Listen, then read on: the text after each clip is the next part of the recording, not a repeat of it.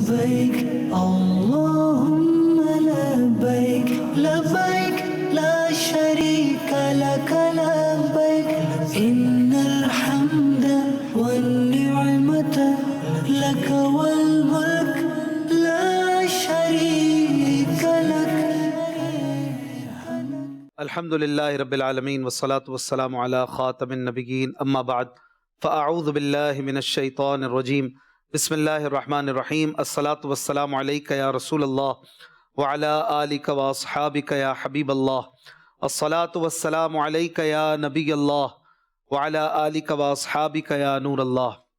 مدنی channel کے ناظرین، ایک بار پھر پیش خدمت ہے پروگرام احکام حج، جس میں ہم نے حج کے حوالے سے خصوصی طور پر وہ اہم باتیں جو حج کو مکمل کرتی ہیں اور حج کے اختتامی جو مراحل ہوں گے، اس پر آج مفتی صاحب سے خصوصی گفتگو کا سلسلہ رہے گا. حج یقیناً ایک بہت ہی اہم کام ہے، ایک بہت بڑا دینی معاملہ ہے، اور اس کو سیکھ کر کرنے سے آپ کا فریضہ بھی صحیح ادا ہوگا، اور یقیناً لاکھوں لاکھ روپے کا خرچہ کر کے آپ جا رہے ہیں، یہ بھی آپ نہیں چاہیں گے کہ ضائع ہوں. اور پھر اللہ تبارک و تعالیٰ کی عبادت کوئی بظاہر اس پہ پیسہ نہیں بھی لگ رہا ہو تو بھی یقیناً اس کا جو حق ہے وہ تو ادا کرنا یہ ہر مسلمان کا کام ہے کہ جو بھی عبادت کرے اس کا حق ادا کرے. انفارچونیٹلی ایسا ہو گیا ہے کہ ہم نماز بھی پڑھتے ہیں تو آج کل ایک رسم نماز گویا ادا کر رہے ہیں.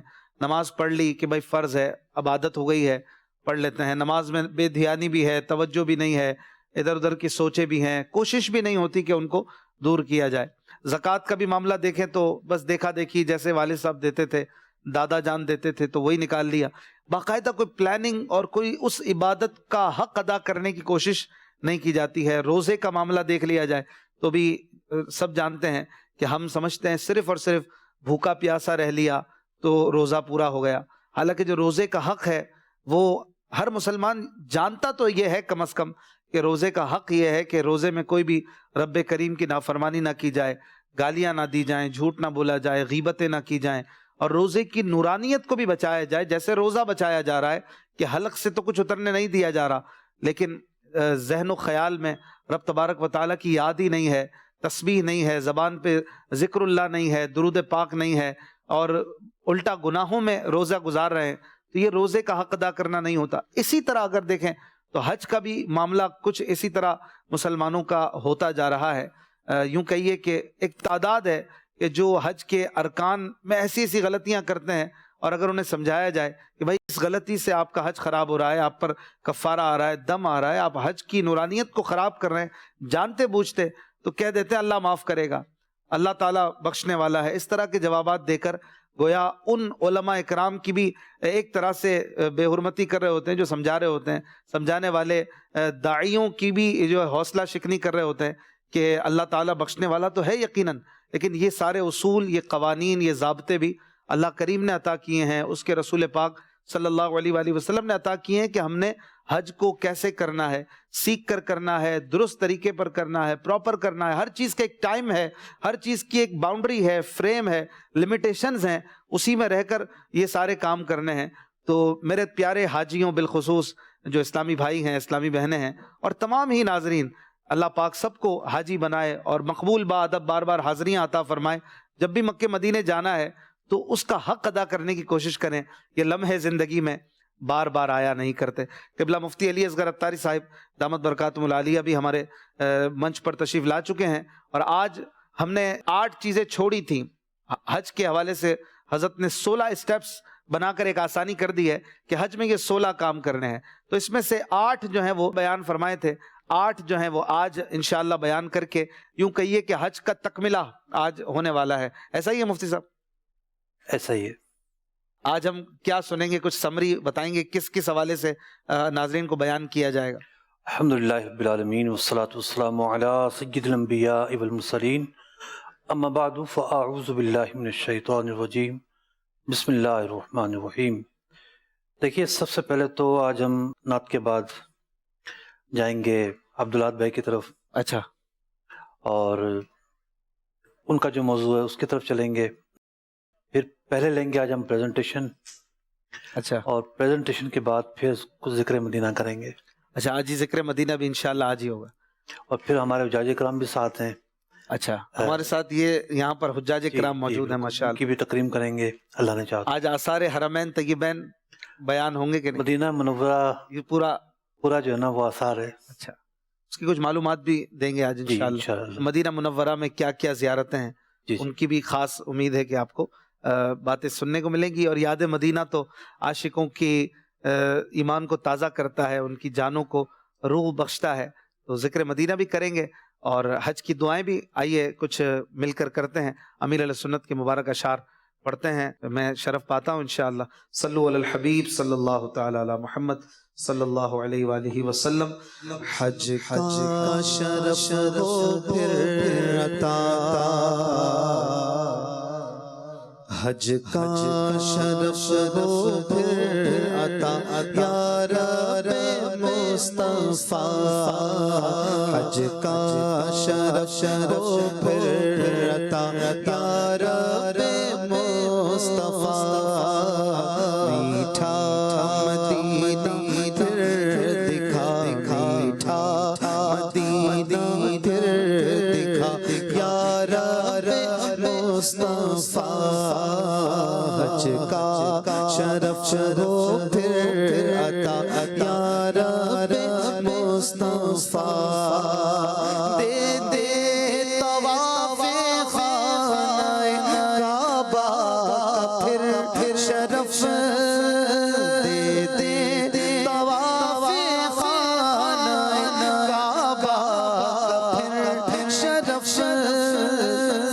فرمائے پورا دعا یا رب مصطفیٰ، فرمائے پورا دعا، فرمائے پورا دعا یا رب مصطفیٰ، حج کا شرف ہو پھر عطا، یا رب مصطفیٰ، پھر قافلہ الہی بنے چل مدینہ کا، پھر قافلہ الہی بنے چل مدینہ کا، احمد رضا واسطہ، احمد رضا واسطہ، یا رب مصطفیٰ،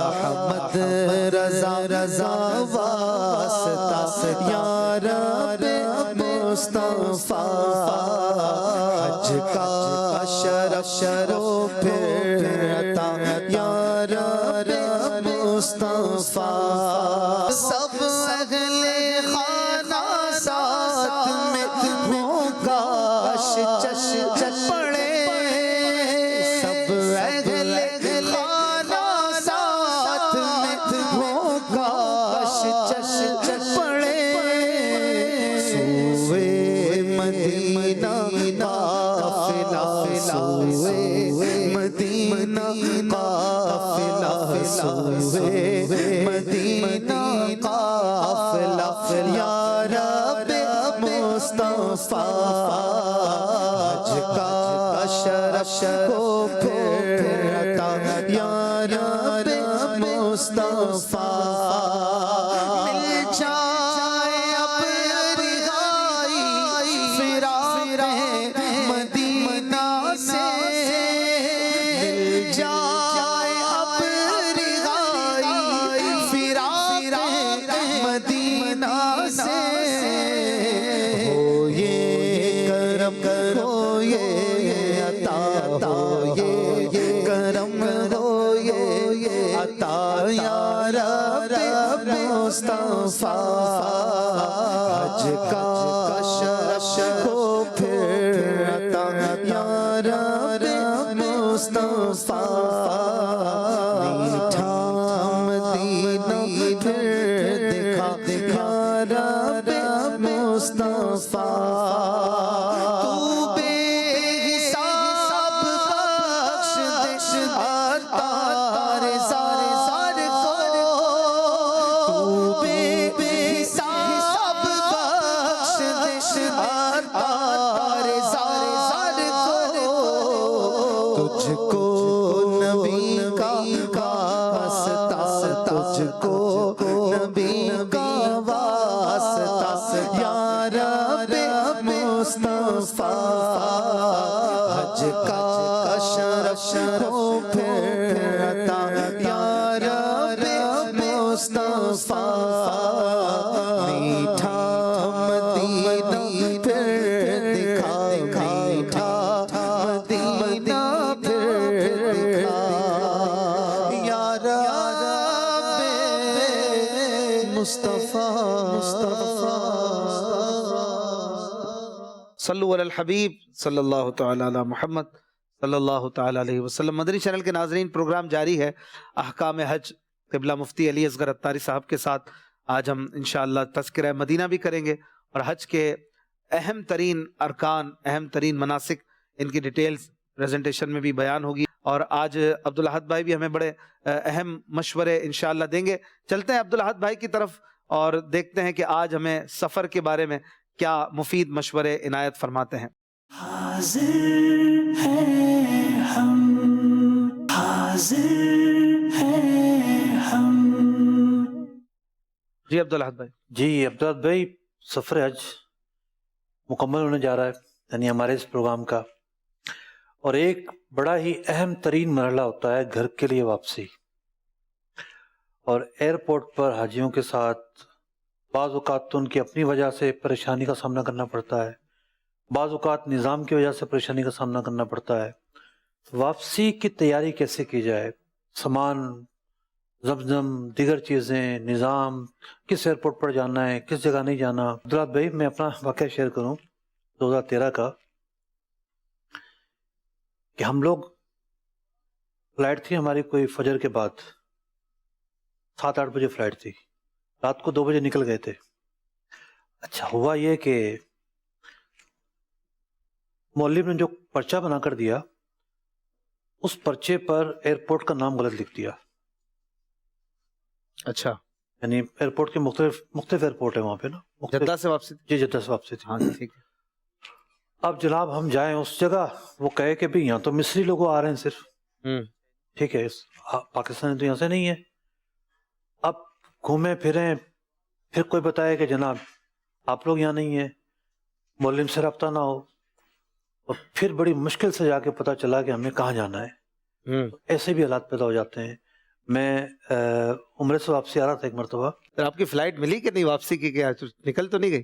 بس ہم آخری لوگ تھے اچھا، کہ مل گئی؟ جنہوں نے سامان ڈالا ٹرالیوں میں اور جو جہاز تک پہنچے، ہم بالکل آخری لوگ۔ ٹرمینل آپ کا بدل جائے تو مشکل ہو جاتی ہے فلائٹ پکڑنا، بہت مشکل۔ فلائٹ ہم نے جس طرح فجر پڑھی نا، وہ ہمیں پتہ ہے۔ جی جی، یہ یعنی اتنے سارے لوگ تھے، بس پوری بھری ہوئی تھی۔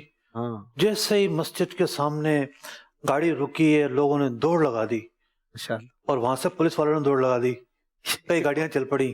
ان لوگوں کو کیا ہو گیا، کیا ہو گیا؟ خیر، یہ بھاگ رہے ہیں۔ صحیح ہے۔ ہم نے کہا ہم نے فجر پڑھنی ہے، ہمارے وقت کم تھا۔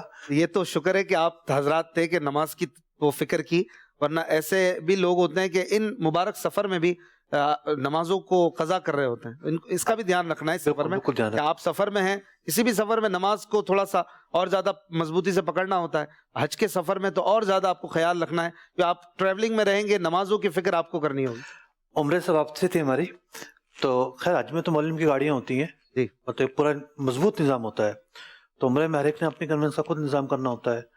گاڑی ہم نے بلوا لی اور جناب وہ آ گیا، بس سامان نیچے اتارے رہے تھے، اس نے کہا مجھے نیند آ رہی، میں جا رہا ہوں۔ اچھا، وہاں کون کیا بول دے کوئی پتہ نہیں ہوتا۔ صحیح۔ یعنی آپ نے یہ کبھی سنا نہیں ہوگا کہ کم قیمت بتا کے دیکھے گا نا، یہ چیز لینا چاہ رہا ہے، زیادہ قیمت بول دیں گے۔ اچھا، بعض اوقات ہوتا ہے، من موجی لوگ ہوتے ہیں۔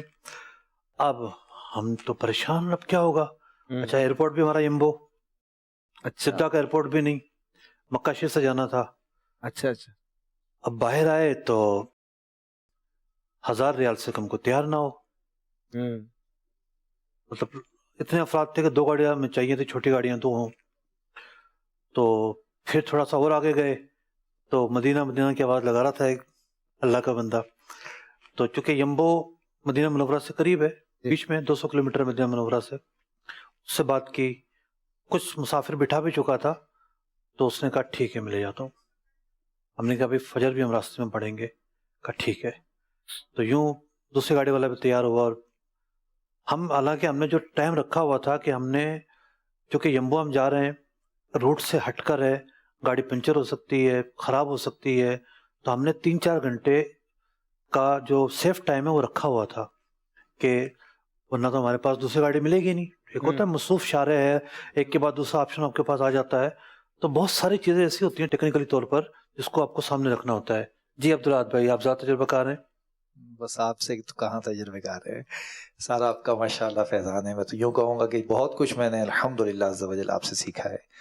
الحمدللہ عز و جل حاجی جب جاتے ہیں, چونکہ اب کووڈ کے بعد یہ فرسٹ اٹیمپٹ ہے نا, اور عمرے میں اس طرح سے ہوا ہے کہ جو واپسی آتے تھے ان کا پاس ٹریک بنتا تھا, جو کہ انہوں نے ایک اپلیکیشن اپنے موبائل میں ڈاؤن لوڈ کرنی ہوتی ہے. صرف عمرے میں نہیں ہے, وہ پاکستان کوئی بھی شخص آ رہا ہے نا, جی وہ کسی بھی ملک سے آ رہا ہو, پاس ٹریک اپلیکیشن ڈاؤن لوڈ کرنا ضروری ہے. جی جی یہاں ضروری ہے, جی بالکل.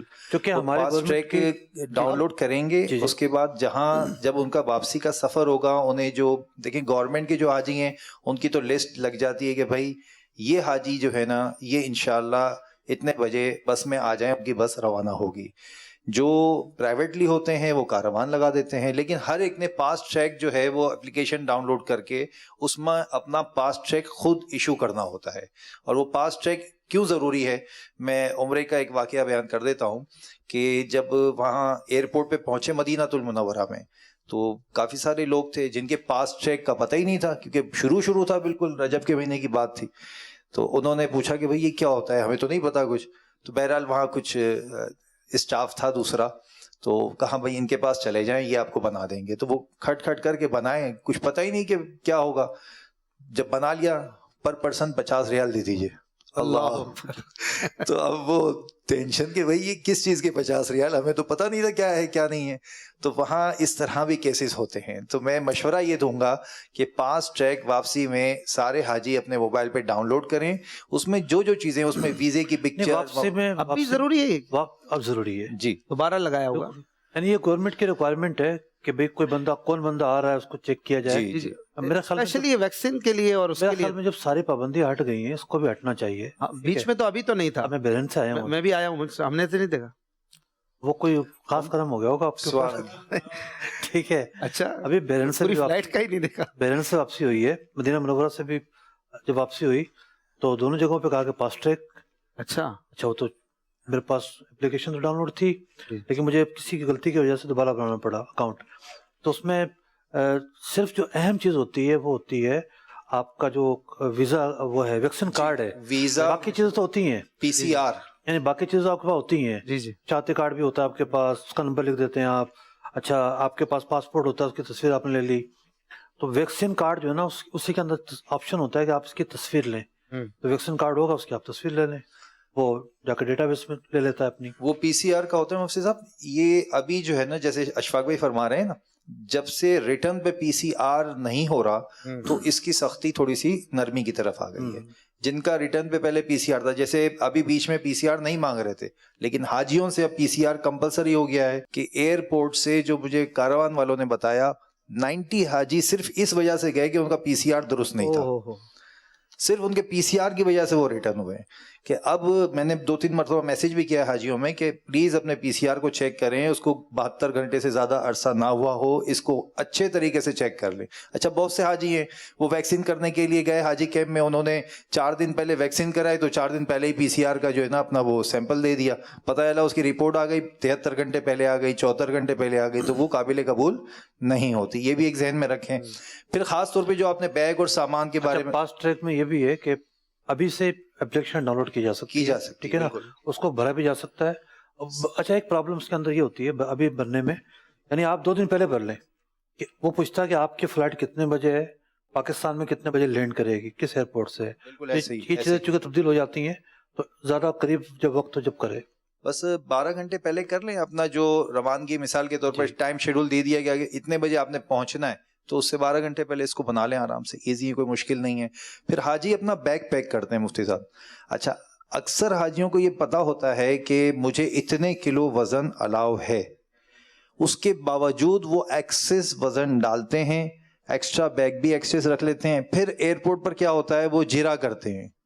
تو اب جرا میں بہت ساری جرے ہیں کہ بھائی ہمارے ساتھ یہ ہے, اب ہم اتنے عرصے بعد آئے ہیں, ہمارا سامان ہے, اس میں کھجورے ہیں, اس میں یہ ہے, اس میں وہ ہے. ایک تو یہ ہو گئی. اور ایک یہ ہوتا ہے کہ بھائی ایکسس لگیج ہوتا ہے تو سامنے سے کہا جاتا ہے اتنے ریال دے دیجئے پر کے جی, اتنے ریال آپ نے دینے ہیں.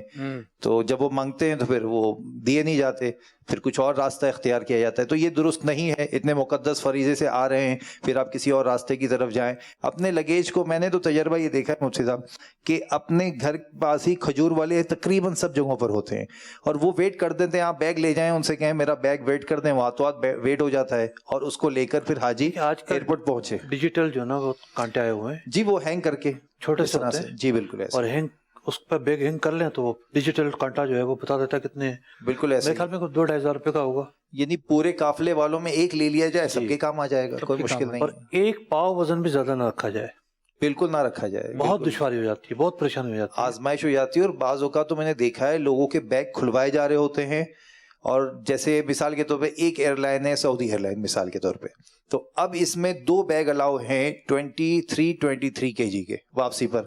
اب پتہ چلا حاجی نے کہا کہ بھائی میرا تو 46 کلو الاؤ ہے, اس نے 30 کلو ایک بیگ میں ڈال دیا اور 15 کلو کا ایک ہینڈ کیری اور بنا کر بولا اس کو میں لگیج میں دے دوں گا. جب ایئرپورٹ پہنچے تو انہوں نے کہا یہ 30 کلو والے کو 23 کلو پر لے آئیے. اب وہ بیٹھ کر بیگ خالی کر رہے ہیں, اس کو وزن کم کر رہے ہیں. تو پہلے سے دیکھ لیں کہ آپ کو اسی طرح پی آئی اے جو ہے اس میں 35 kg الاؤ ہے. تو کئی لوگوں نے مجھے میسج کیا کہ 35 kg کا ایک بیگ بنا لیں, تو میں نے ان سے گائیڈ کیا کہ پی آئی اے میں 30 kg سے بڑا بیگ الاؤ نہیں ہے. آپ 20 kg اور 15 kg کے 2 بیگ بنا لیں, اٹھانے میں بھی ایزی رہے گا اور آپ آسانی سے لے آئیں گے. بہرحال اب یہ یہاں پر یہ تو چیزیں ہوتی ہیں, لیکن حاجی جو ہے جو ابھی کی پوزیشن ہے, کرنٹ پوزیشن ہے, جدہ ایئرپورٹ سے جو واپسی ہوئے ہیں, عمرے پہ بھی واپسی ہوئے ہیں, تو انہیں زمزم کی پہلے بوتلیں جو ہیں وہ ڈال دیتے تھے بیگ میں, اور وہ الاؤ ہو جاتی تھی, اتنی مشکل نہیں تھی. لیکن ابھی پچھلے جو رمضان کے بعد لوگ آئے ہیں ان کی طرف سے یہ انفارمیشن ملی ہے کہ واپسی میں بیگ کے اندر جو آپ بورڈنگ کرا رہے ہیں اس میں زمزم الاؤ نہیں کیا جا رہا. تو اس کو پہلے سے چیک کر لیا جائے. پہلے تو زمزم یہ تھا کہ لیگیج کا جو بھی ویٹ ہے اس میں کے علاوہ ایکسٹرا الاؤ تھا. وہ ایک بوتل تو ہے, اب بھی ہے, وہ ایک بوتل تو وہ بھی نہیں ہے. کاروان والے تو یہ کہہ رہے ہیں کہ ہم ایک بوتل آپ کو پاکستان میں دیں گے. دوبارہ ایک بوتل کر دی ہے, دوبارہ کر دیے, پاکستان میں ملے گی ان کو. عمرے میں یہ ہوا ہے کہ جدہ ایئرپورٹ سے جو لوگ آئے ہیں ان کو وہ ایک بوتل رمضان شریف میں کسی کو نہیں لانے دی, رمضان کے بعد لانے کر دی. جی جی. اب دوبارہ سنا ہے کہ کچھ اس میں مدینہ منورہ سے جو لوگ تھے ان کو بھی نہیں لانے, ان کو الاؤ تھی. اچھا رمضان شریف میں رمضان شریف. جی اچھا. اب میری فلائٹ تھی مدینہ منورہ سے جدہ, اور جدہ سے پھر کراچی, تو چونکہ لگیج جو ہے وہ حوالے ہو گیا تھا مدینہ منورہ سے. کنیکشن تھا. جی جی. تو پھر مشکل نہیں, ہماری تو بوتلیں تھیں, اور جو لوگ جدہ سے چڑھے فلائٹ میں ان کے پاس بیچارے وہ نہیں تھی. آپ لوگوں نے اندر پہلے سے ڈال دی مدینے سے, تو بچہ آگے تھا. بعض لوگ جو ہے وہ کوشش کرتے ہیں بیگ میں نا چھوٹی چھوٹی بوتلیں چھپا کر, اور جیسے 1 لیٹر والی, آدھے لیٹر والی وہ ڈال دیتے ہیں. یہ بھی الاؤ نہیں ہوتا کہ لکوڈ آپ اپنے بیگ میں ڈالیں, وہ بعض اوقات لیک بھی ہو جاتا ہے. وہ بیگ کو جس طرح وہ رکھتے ہیں پتہ نہیں الاؤ ہے اندر نہ ڈالیں, منع ہے یہ نہیں پتا مجھے. اندر لکوڈ ویسے ڈالنا ہی نہیں چاہیے, آپ کی اور چیزیں خراب ہو سکتی ہے نا. تو اب اپنی الگ الگ سچویشن ہوتی ہے. اچھا, جیسے فرما رہے ہیں لکوڈ الاؤ نہیں کرتے فلائٹ پہ, لیکن مکے اور مدینے سے جب لوگ اپنے ہینڈ کیری میں کچھ نہ کچھ چھوٹی موٹی بوتل رکھ لیتے ہیں تو منع نہیں کیا جاتا. نارمل یہی ہے, منع نہیں کیا جاتا. فیصل بھائی یہ دکھا رہے ہیں کافی دیر سے, ہاتھ دکھ جائے گا. فاسٹ ٹریک کی یہ اپلیکیشن ہے. آپ ویسے پلے اسٹور پہ یا ایپ اسٹور پہ لکھیں گے نا PASSTRACK فاسٹ ٹریک, تو یہ اپلیکیشن آ جائے گی, اور بڑی آسان اپلیکیشن ہے. تھوڑا بہت پڑھا لکھا آدمی بھی ایڈجسٹ ہو سکتا ہے. جی عبدالحاد بھائی. اچھا, تو میں یہ عرض کر رہا تھا کہ بہت سے ایسے حجاج کرام ہوتے ہیں جو اب مدینے سے مکے کی طرف جا رہے ہیں نا, تو ان کی واپسی ہوگی مکے شریف سے. ہوتا یہ ہے کہ ان کو ٹائم دیا گیا بھئی آپ کی 10 بجے گاڑی جو ہے وہ ایئرپورٹ کے لیے جائے گی. جناب وہ ٹھیک ہے 10 بجے جائے گی, فجر پڑھ کر آ گئے, اس کے بعد گھر میں آرام سے ناشتہ وغیرہ کیا, اور بیگ وغیرہ جو ہے نا بس وہ میں طواف وداع کر کے آتا ہوں پھر بیگ بھر لوں گا.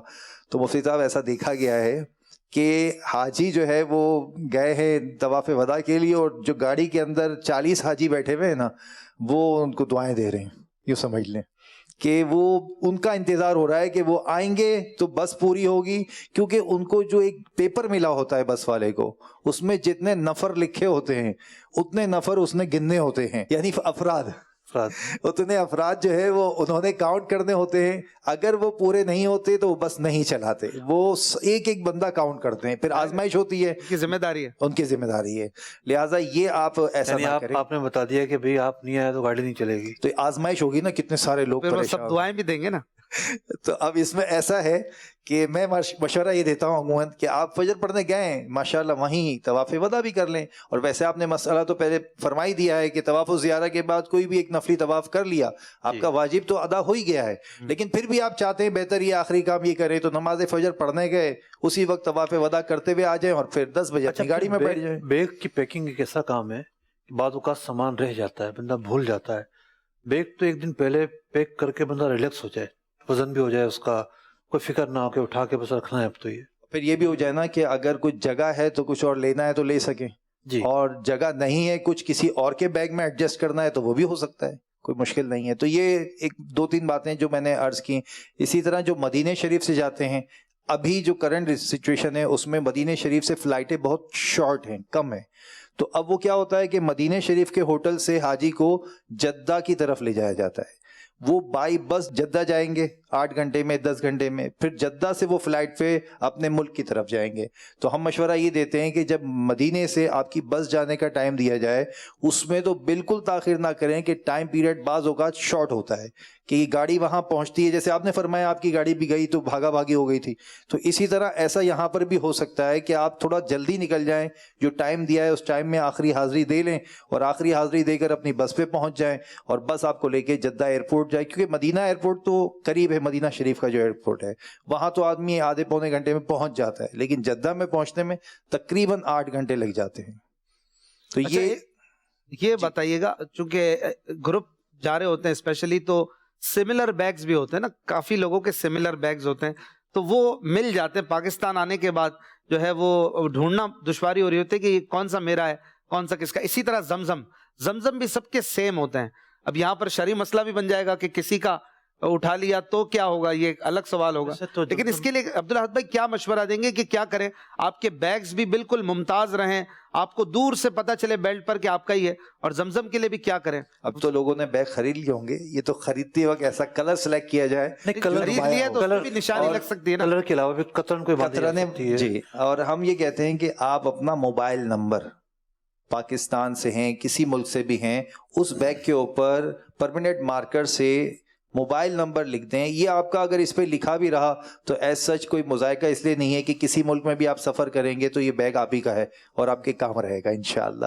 ایک موبائل نمبر ہے، ایک قطرانیں ہو گئیں. دوسرا یہ کہ مختلف کاروانوں کے بیگ ہوتے ہیں نا، وہ کاروانوں میں جب بیگ گفٹ دیے جاتے ہیں تو ایک جیسے ہی بیگ ہوتے ہیں سب کے، تو اس میں ایک پاؤچ ہوتا ہے یعنی جیب نما بنا ہوتا ہے جس میں آپ اپنا کارڈ ڈال سکتے ہیں. تو اس میں آپ اپنا جو پکچر آپ کی جسے کہتے ہیں نا جس میں پورا آپ کا اسٹرکچر لکھا ہوا ہے کہ یہ حاجی اتنے بجے آئے گا، سب سے یہاں جائے گا. دیکھیں کہ یہ سرجیکل ٹیپ جو ہوتی ہے نا جی وہ بھی لگائی جا سکتی سفید والی چوڑی بھی ہوتی ہے، وہ لگا کے لکھ دیں اور اس پر لکھ دیا جائے بلیک مارکر سب چیزیں. اس کو بھی پورا راؤنڈ کر لیا جائے مفتی صاحب. اگر وہ بالکل تھوڑی سی لگائی جاتی ہے تو کہیں سے بھی ہلکی سی چپک کے نکل گئی تو پوری ٹیپ باہر آ جائے گی. پورا ایک راؤنڈ اس کا کر لیا جائے تاکہ وہ پکی ہو جائے اپنی جگہ پر. اچھا بیگ ریپ کروا لینا چاہیے ایئرپورٹ سے، اس کا فائدہ ہوتا ہے؟ میں تو اسی کا مشورہ دیتا ہوں. اچھا کہ آپ اپنے بیگ کو اگر محفوظ کرنا چاہتے ہیں نا تو اس میں سب سے بہترین پروسیس ہے ریپنگ. آپ کا چیک ہو گیا، اس نے کہا ٹھیک ہے بورڈنگ کے لیے اندر لے جانا ہے، آپ کے 5 منٹ دیں، پیچھے جا کر 100-150 روپے پاکستان میں لگتے ہیں تو وہ ریپ ہو جاتا ہے. عرب شریف میں 15 ریال غالباً لگتے ہیں، تو وہ ریپ ہو جاتا ہے. تو سمجھے آپ کا آج کل بیگ جو مل رہا ہے 10,000 روپے سے کم کا بیگ اچھا والا نہیں ملتا. تو آپ جب 10,000 کا بیگ لے رہے ہیں تو یہ 200-500 روپے کو نہ دیکھیں، اس کی اچھی طریقے سے ریپنگ کرا لیں. بیگ بھی آپ کا محفوظ ہو جائے گا اور انشاءاللہ آپ کو آسانی ہوگی. زبردست. اچھا زمزم جو ہے وہ مکس ہو جاتے ہیں؟ دیکھیں زمزم پہ بھی ویسے ٹیگ لگتا ہے، جو سامان پہ ٹیگ لگتا ہے جہاز کی طرف سے، وہ دور سے جو دکھ رہا ہے اس میں نام لکھ لیا جائے. زمزم پہ تو ڈبے پہ لکھنے کی جگہ ہے نا، مارکر بھی دے دیتے ہیں. مارکر پہ مارکر تو کوئی نہیں دے گا آپ کو. تو وہاں مل جاتا ہے ان کے پاس جو ٹھیک ہے. زمزم والے ہیں نا، نارملی مل جاتا ہے. ویسے کاروان والوں کو جو مطلب اپنے گروپ میں اسلامی بھائی جاتے ہیں ان سے میں مشورہ ہی کرتا ہوں کہ آپ 2-3 پرماننٹ مارکر اپنے ساتھ لے جائیں. جی مختلف جگہوں پر آپ کو کام آتے ہیں. جیسے وہاں پر آپ نے ماشاءاللہ جگہ آپ کو مل گئی، نماز کی جگہ ہے، آپ نے اپنی نماز کے اوقات لگانا ہے، فوراً لکھ کے لگا دیا ہم فجر اتنے بجے اکٹھے ادا کریں گے، ظہر اتنے بجے ادا کریں گے. تو یہ سارے کاموں میں جو ہے نا یہ الحمدللہ معاونت ہو جاتی ہے. تو یہ لے جائیں، اچھا ہے. کچھ پیپر ایکسٹرا لے جائیں، تو وہاں کچھ آپ نے تربیت کا کوئی سیشن کرنا ہے تو تربیت کے ٹائمنگ وغیرہ بہت کچھ آسان ہو سکتا ہے الحمدللہ. سبحان اللہ. ہمارے ساتھ آج اسپیشلی حجاج کرام بھی منچ پر ہی موجود ہیں. ہمارے قبلہ مولانا سلمان مدنی صاحب بھی حج پر جا رہے ہیں اس سال مفتی صاحب. تو سلمان بھائی بھی آج کچھ سوال وغیرہ ہوں گے تو ہم سے، سلمان بھائی بھی جا رہے ہیں. سلمان بھائی ساتھ ہی ہیں منچ پر، تو سوال وغیرہ کے لیے میں نے مائک قریب بھی رکھ دیا حضرت کے. سوال آپ کے لیے پوچھنا چاہیں تو ہمارا مرکزی نعت خوان ہی آیا ہے، تو سلمان بھائی اب اتنے اچھے نعت خواں انہی سے کلام سنیں گے تھوڑی دیر میں، موقع ملے گا انشاءاللہ الکریم.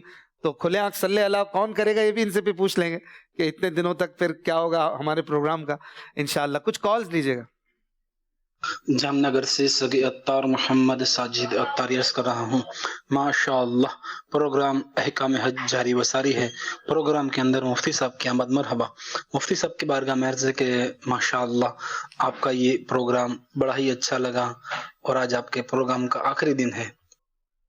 جی مفتی. وہ مہمان آتا ہے نا گھر میں تو میزبان یہی کہتا ہے حضور تھوڑا اور رک جائیے، رک جاتے تو اچھا ہوتا. تو یہ رسمی کلمات ہی اچھے لگتے ہیں، حوصلہ افزائی کا باعث ہے. مفتی صاحب مدنی چینل سے تھوڑی کہیں جا رہے ہیں، دوسرے پروگرامز آئیں گے انشاءاللہ. ہفتہ وار احکام تجارت ہے، احکام قرآن جی. ابھی ماشاءاللہ چل رہا ہے، تو مفتی صاحب کے پروگرام جاری رہیں گے. آپ زیارت سے محروم نہیں ہوں گے انشاءاللہ. ہاں ایک بات اور ہے کہ چونکہ مکہ مدینہ کی باتیں ہیں تو یہ ایک زیادہ اٹریکشن ان باتوں میں دل لگا ہوتا ہے بندے کا. بالکل مدنی چینل پہ بہت سارے پروگرام ایسے ہیں جن میں مکہ مدینہ کی باتیں ہوتی رہتی ہیں، ہوتی رہیں گی وقتاً فوقتاً جو ہے وہ نعت خوانی ہوتی رہتی ہے انشاءاللہ. کال. محمد ارسلان اتاری مدینہ الاولیاء ملتان شریف سے بات کر رہا ہوں. احکام حج سلسلے میں مفتی علی اصغر صاحب آپ سے میرا یہ سوال ہے کہ حج مکمل کرنے کے بعد تو طواف زیارہ کیا جاتا ہے، اس کے بعد مدینہ منورہ بھی جانا حج کے واجبات میں سے ہے، اس بارے میں رہنمائی فرمائیے گا. علماء نے لکھا کہ حاجی جو ہے جو حج کرنے جاتا ہے یہ پیارے آقا علیہ الصلوۃ والسلام کی بارگاہ میں ضرور جائے.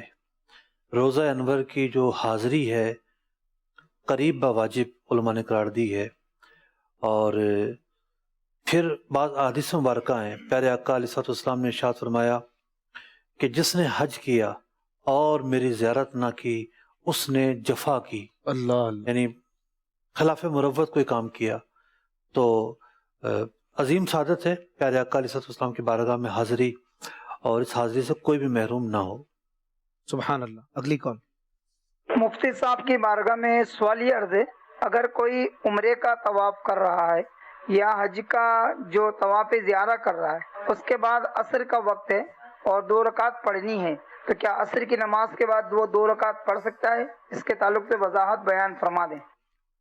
عصر کی نماز کے بعد یہ 2 رکعت نہیں پڑھی جا سکتی. یعنی عصر کی نماز کسی نے پڑھ لی ہے تو اب یہ 2 رکعت نہیں پڑھ سکتا، بلکہ علماء نے لکھا کہ مغرب کی نماز کے بعد یہ 2 رکعت پڑھے پھر سنتیں پڑھے.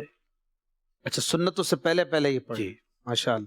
اچھا مفتی صاحب ایک سائل پوچھ رہے ہیں ہمیں سوشل میڈیا کے ذریعے کہ اگر کسی کے 7 چکر ہو گئے طواف کے، اب وہ 8واں چکر اس نے غلطی سے کر لیا، تو اب وہ کیا کرے؟ وہ اس کو چھوڑ دے بیچ میں ہی، یا وہ اس کو دوبارہ 7+7 14 کرنے ہوں گے؟ دیکھیے پہلی بات تو یہ کہ غلطی سے کس طور پر کیا، وہ کون سا چکر تھا، یہ بھی ایک بات ہے. مثال کے طور پر 7واں سمجھ کر کیا، یا یہ کہ اس نے شروع کر دیا چلو ایک اور چکر شروع کر دیتے ہیں، تو غلطی سے ہوا ہی نہیں ہے تو ایک اور کر لیتے ہیں، تو جان بوجھ کے ہوا. ہاں یہ بھی جان بوجھ کے ہوا. تو اس کے مسائل تو بہت سارے ہیں، دیکھا جائے گا کون سی صورت پائی گئی. اچھا ویسے اگر کسی نے جان بوجھ کے چلو ایک اور کر لیتا ہوں تو پھر پورے کرنے ہوں گے؟ نفل نماز کی طرح اس کا ابتدا کر دینا بھی واجب کر دے گا، اب 6+ کرنے پڑیں گے، پورے کرنے پڑیں گے. ٹھیک ہے. اچھا ایک صاحب کہہ رہے ہیں کہ یہ دم کیا ہوتا ہے؟ ایک تو دم ہم کرتے ہیں نا، مولانا صاحب سے دم کرواتے ہیں، یہ جو حج کے اور عمرے کی جو ٹرمینالوجی ہے دم، یہ کیا ہے؟ یہ بھی ہر کسی کو دیکھیے عام طور پر مشہور ہے کہ دم سے مراد بکرا ہے، ایسا نہیں ہے۔ غلطیوں کے کفارے کی مختلف صورتیں ہیں، صدقہ، بدنہ اور دم۔ دم میں زیادہ تر یہی ہوتا ہے کہ جناب آپ سے غلطی واقع ہوئی ہے، لہٰذا اس کے بدلے بکرا ذبح کرنا ضروری ہے۔ بعض اوقات کیا ہوتا ہے کہ غلطی غیر اختیاری ہوتی ہے، تو غیر اختیاری صورتوں کے اندر متبادل کی طرف آپ چلے جاتے ہیں، پھر وہاں جو متبادل ہے اس میں روزے بھی ہیں، اس میں بکرا ذبح کرنا ہی ضروری نہیں ہے۔ اور بکرے سے مراد ہے چھوٹا جانور جو قربانی کی شرائط پر پورا اترتا ہو، وہ دمبا ہو، بکرا ہو، بکری ہو۔ تو یوں دم کی دو صورتیں بنتی ہیں، بعض صورتوں میں قربانی ہی دینا پڑتی ہے، بعض صورتوں میں جو متبادل کفارے بیان کیے گئے ہیں اس کی طرف آنا پڑتا ہے، اجازت ہو جاتی۔ جی۔ اچھا، اگر کسی پہ 7 دم لازم ہو جائیں تو وہ ایک بڑا جانور کر سکتا ہے؟ جیسے 7 قربانیاں ایک میں ہو جاتی ہیں جانور میں۔ دیکھیں فی الحال جزیات مستحضر نہیں ہے، لیکن کوئی ممانعت کی وجہ نہیں ہے، اچھا، جیسا کہ نظر کے اندر بھی ایسا ہو سکتا ہے۔ ٹھیک ہے۔ ایک صاحب محمد نعیم بھائی ہیں، یہ پوچھ رہے ہیں، اور یہ کئیوں کا سوال ہوگا ہو سکتا ہے کہ احرام کو دھونے کے لیے یا نہانے کے لیے کھول سکتے ہیں؟ نارملی لوگ سمجھتے ہیں کہ یہ جو ہم نے چڑھایا ہوا ہے نا، اگر یہ ہٹ گیا یا بدن سے گر گیا، اتر گیا تو احرام گیا، اور اب کچھ کفارہ وغیرہ لازم ہوگا۔ جس شخص کو قطرے کی بیماری ہے اس کی ساری سوچوں کا مرکز یہی سوال ہوتا ہے اسی کہ طرح میں دھوں گا کیسے، اتنا پاک ہو گیا تو کیا ہوگا۔ تو دیکھیے احرام ایک کیفیت کا نام ہے، بالکل کہ آپ نیت کرتے ہیں، تلبیہ پڑھتے ہیں، حالت احرام میں آ جاتے ہیں۔ صحیح۔ تو احرام سے مراد ہے حالت احرام، چند چیزوں کو اپنے اوپر حرام کر لینا، حرام کر لینا، ایک کیفیت۔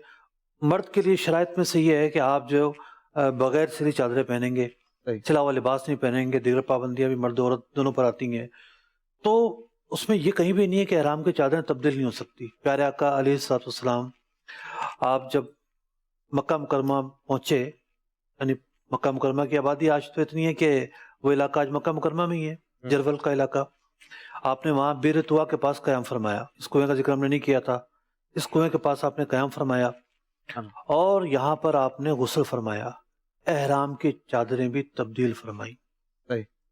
تو احرام کی چادریں وقت ضرورت تبدیل کرنا، اور یہ تو حرم مکہ جو تھا یا طواف کعبہ جو تھا اس کی تعظیم کے لیے تھا، غسل کرنا، چادریں بدلنا۔ 7-8 دن کا سفر تھا، سفر کے بعد یہاں پہنچنا ہوا تھا، تو یوں چادریں تبدیل کی جا سکتی ہیں۔ ٹھیک، ماشاءاللہ۔ مفتی صاحب چلیں گے پریزنٹیشن کی طرف، لیکن اس سے پہلے 2-3 شعر سلمان بھائی سے نہ سن لیں؟ بالکل۔ کچھ مدینہ ہو جائے، پھر انشاءاللہ مفتی صاحب کون سا کلام سنائیں گے؟ مدعا عزیز کا میں نے پایا۔ ہاں زبردست ہے، آپ جا رہے ہیں نا؟ مدعا عزیز کا میں نے پایا، مدعا عزیز کا میں نے پایا، رحمت حق نے کیا پھر سایہ، میرے آقا نے کرم فرمایا، میرے آقا نے کرم فرمایا، پھر مدینے کا بلاوا آیا، پھر مدینے کا بلاوا آیا، پھر مدینے کا بلاوا آیا، پہلے کچھ اشک بہا لوں تو چلوں، پہلے کچھ اشک بہا لوں تو چلوں، ایک نئی نعت سنا لوں تو چلوں، سیدی انت حبیبی، سیدی انت حبیبی، شکر ہے سر کو جھکانے کے لیے، داغ حسرت کے مٹانے کے لیے، وقت خوابیدہ جگانے کے لیے، وقت خوابیدہ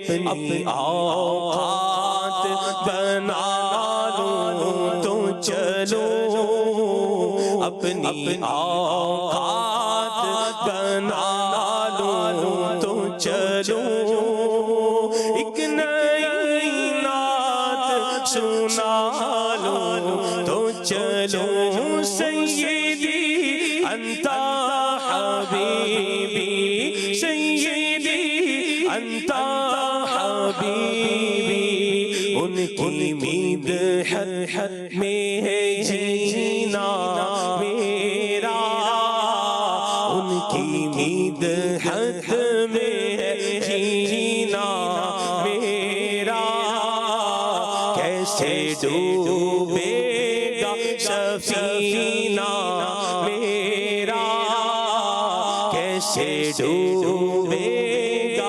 سفینہ میرا، دیکھ لو چیر کے سینہ میرا، دیکھ لو چیر کے سینہ میرا، دل ہے یا شہر مدینہ میرا، دل ہے یا شہر مدینہ میرا، دل ہے یا شہر مدینہ میرا، دل علی ببنا دکھا لوں تو چلو، دل علی ببنا دکھا لوں تو چلو، ایک نئی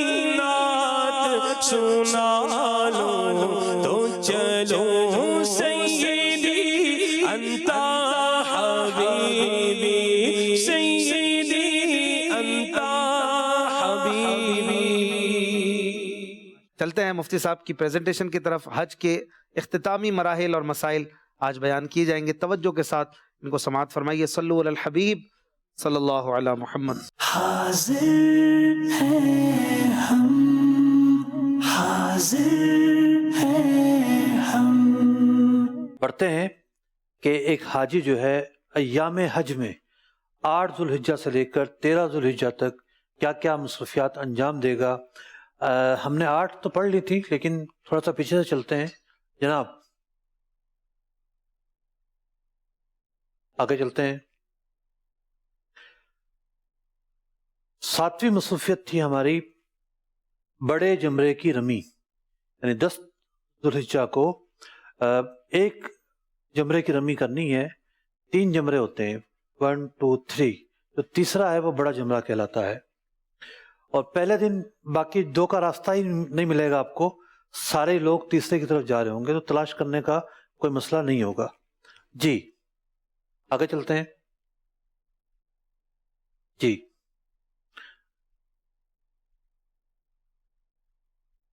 اس کے اوقات کی تفصیل رہ گئی تھی، تو 4 طرح کے جو اوقات ہیں اس کے بنتے ہیں۔ اسکرین پر پورا دکھا دیں گے تو ناظرین پورا دکھ سکیں گے، مجھے نہیں، اس سلائڈ کو۔ پہلا جو وقت ہے وہ وقت ہے طلوع فجر تا طلوع شمس، یعنی اس رمی کا پہلے دن کی رمی کا وقت شروع ہو جاتا ہے فجر کا وقت شروع ہوتے ہی، لیکن یہ جو حصہ ہے نماز فجر کا پورا وقت کا ٹائم، اس ٹائم اس جمرے کی رمی کرنا مکروہ ہے، مکروہ تنزیہی ہے۔ دوسرا جو وقت ہے وہ ہے سورج طلوع ہو گیا اس سے لے کر زوال شروع ہونے تک، تو زوال شروع ہونے تک کا جو وقت ہے یہ مسنون وقت ہے، سب سے بہتر وقت ہے کہ اس وقت میں آپ جا کر رمی کریں، لیکن حالات کو دیکھتے ہوئے ایک افضل وقت میں آپ کو جانا یا نہیں جانا، آپ کیا فیصلہ کریں گے اس وقت دیکھیے گا۔ اس کے بعد مباح وقت ہے، زوال کا وقت شروع ہونے سے لے کر غروب تک یہ مباح وقت ہے، آپ جائیں گے تو ٹھیک ہے، آپ کی رمی تو ادا ہونی ہے، واجب کی ادائیگی کا ثواب آپ کو ملے گا، یعنی واجب آپ ادا کرنے جا رہے ہیں حج کا، اس کی اور جو نیکیاں ہیں اور جو فضیلت ہیں ان سارے جو نا فضیلتوں کے آپ حامل کہلائیں گے۔ لیکن یہاں بات ہو رہی ہے کون سے وقت کو زیادہ ترجیح دی جائے، اور آخری وقت یہ ہے کہ سورج غروب ہونے سے لے کر اگلے دن کی فجر کا وقت شروع ہونے سے پہلے تک یہ بھی مکروہ وقت ہے، لیکن علماء نے لکھا ہے کہ یہ مکروہ تنزیہی ہے۔ بہتر یہ ہے کہ اس وقت میں نہ کی جائے، اور جو مسنون وقت ہے یا مباح وقت ہے کم از کم اس وقت میں رمی کی جائے۔ یہ تو تھی پہلے دن کی رمی، اور جیسا کہ آپ سن چکے ہیں پہلے دن کی رمی کرنے کے بعد کیا ہونا ہے۔ پہلے دن کی رمی کرنے کے بعد حاجی جو ہے پھر قربانی کی طرف آگے بڑھے گا۔ آگے چلتے ہیں۔ اس کو یوں بھی سمجھا جا سکتا ہے کہ پہلا جو حصہ تھا وہ مکروہ تھا، دوسرا مسنون تھا، تیسرا مباح وقت تھا، اور چوتھا رات کا جو وقت ہے یہ دوبارہ مکروہ وقت آ گیا۔ جی آگے چلتے ہیں۔ جی ہاں، ہم نے بیان کیا تھا کہ حاجی دوبارہ مینا میں آ چکا ہے، اپنے خیموں میں ٹھہرے گا۔ بعض لوگ جن کے ہوٹل عزیزیہ میں ہوتے ہیں ان کو بڑی جلدی ہوتی ہے ہوٹل میں جا کے آرام کرنے کی، یعنی سنت موقدہ ہے کہ ہم یہاں ٹھہر کر عبادت کرنی ہے، یہاں کی فضائیں اس کے اندر رہنا برکتوں کا باعث ہے کہ پیارے آقا علیہ السلام یہ تشریف فرما رہے۔ تو بہت سارے کام وہاں پر ایسے ہوتے ہیں آپ کو لگے گا کہ اس کام کرنے سے مجھے کیا حاصل ہوا، جیسے کہ آپ چلے گئے اور مزدلفہ کے میدان میں لیٹے ہوئے ہیں۔ اللہ کے بندے، یہ وہ میدان ہے پیارے آقا علیہ السلام نے جس وقت وہاں تشریف فرما تھے، جس وقت وہاں دعا کر رہے تھے، آپ کو وہ سعادتیں ملی ہیں، آپ کو وہ سعادتیں ملی ہیں کہ اب جب وقوف کا وقت آئے گا تو یہ وہ وقت ہے کہ جس میں بندہ دعا کرتا ہے، اور جس کے بارے میں یہ کہا گیا کہ اللہ کی ذات سے امید ہے کہ جو صاحب حق ہے، جس کی حق تلفی کی گئی ہے، اللہ تعالیٰ اس کے دل میں رحم داخل فرما دے، اور اس وقوف مزدلفہ کی برکت سے وہ اپنا حق آپ کو معاف کر دے۔ بتائیے کتنا بڑا مزدہ ہے یہ۔ تو صرف یہ نہیں ہوتا کہ جناب آپ بیٹھے ہوئے ہیں اور آپ اس وقت میں کیا کر رہے ہیں، اس وقت کی برکتیں آپ کو مل رہی ہوتی ہیں، اس کا تعلق روح پر ہو رہا ہوتا ہے، اس کا تعلق دل پر ہو رہا ہوتا ہے۔ وہ فضائیں جب بندہ واپس آتا ہے تو پھر ان کو یاد کرتا ہے، ارے میرا وقت اتنا غفلت میں گزر گیا۔ تو جتنا موقع آپ کو مل رہا ہے ان مشاعر میں رہنے کا، مقامات مناسک میں رہنے کا، اس سے لطف اندوز ہوں اور غفلت کا مظاہرہ نہ کریں۔ ہوٹل میں تو 30-40 دن کا پیکج ہوتا ہے، بندہ پڑا رہتا ہے ہوٹل میں، اب تو مینا میں پڑے رہنے کا وقت ہے، تو مینا میں ہی وقت گزارا جائے۔ جی 9ویں جو مصروفیت ہے وہ ہے حج کی قربانی۔ ایسا نہیں ہے کہ حج کی قربانی آپ 10ویں دن ہی کریں، اگر 10ویں دن ہو جاتی ہے تو اچھی بات ہے۔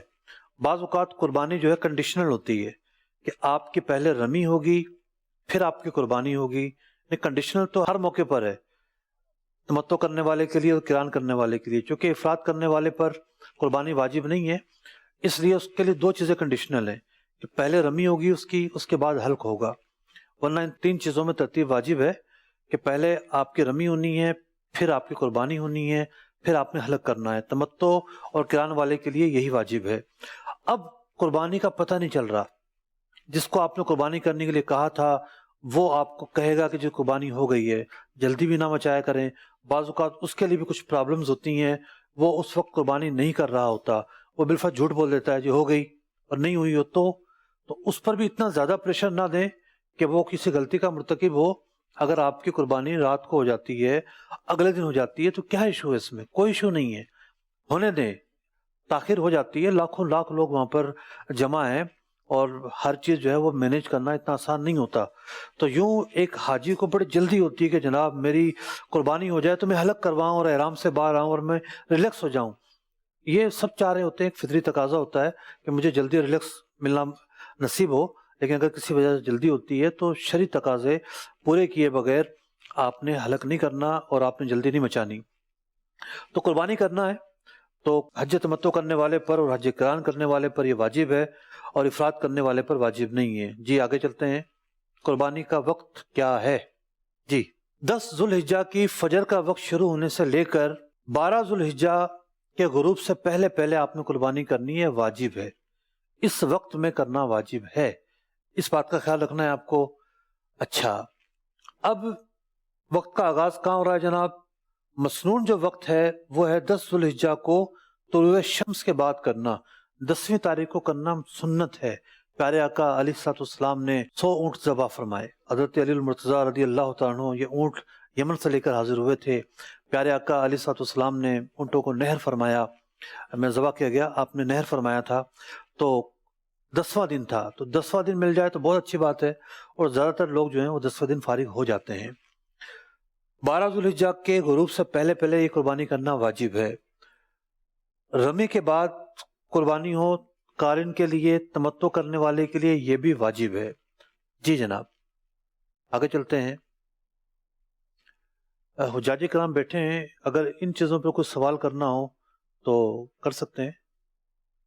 ٹھیک ہے، ٹھیک ہے۔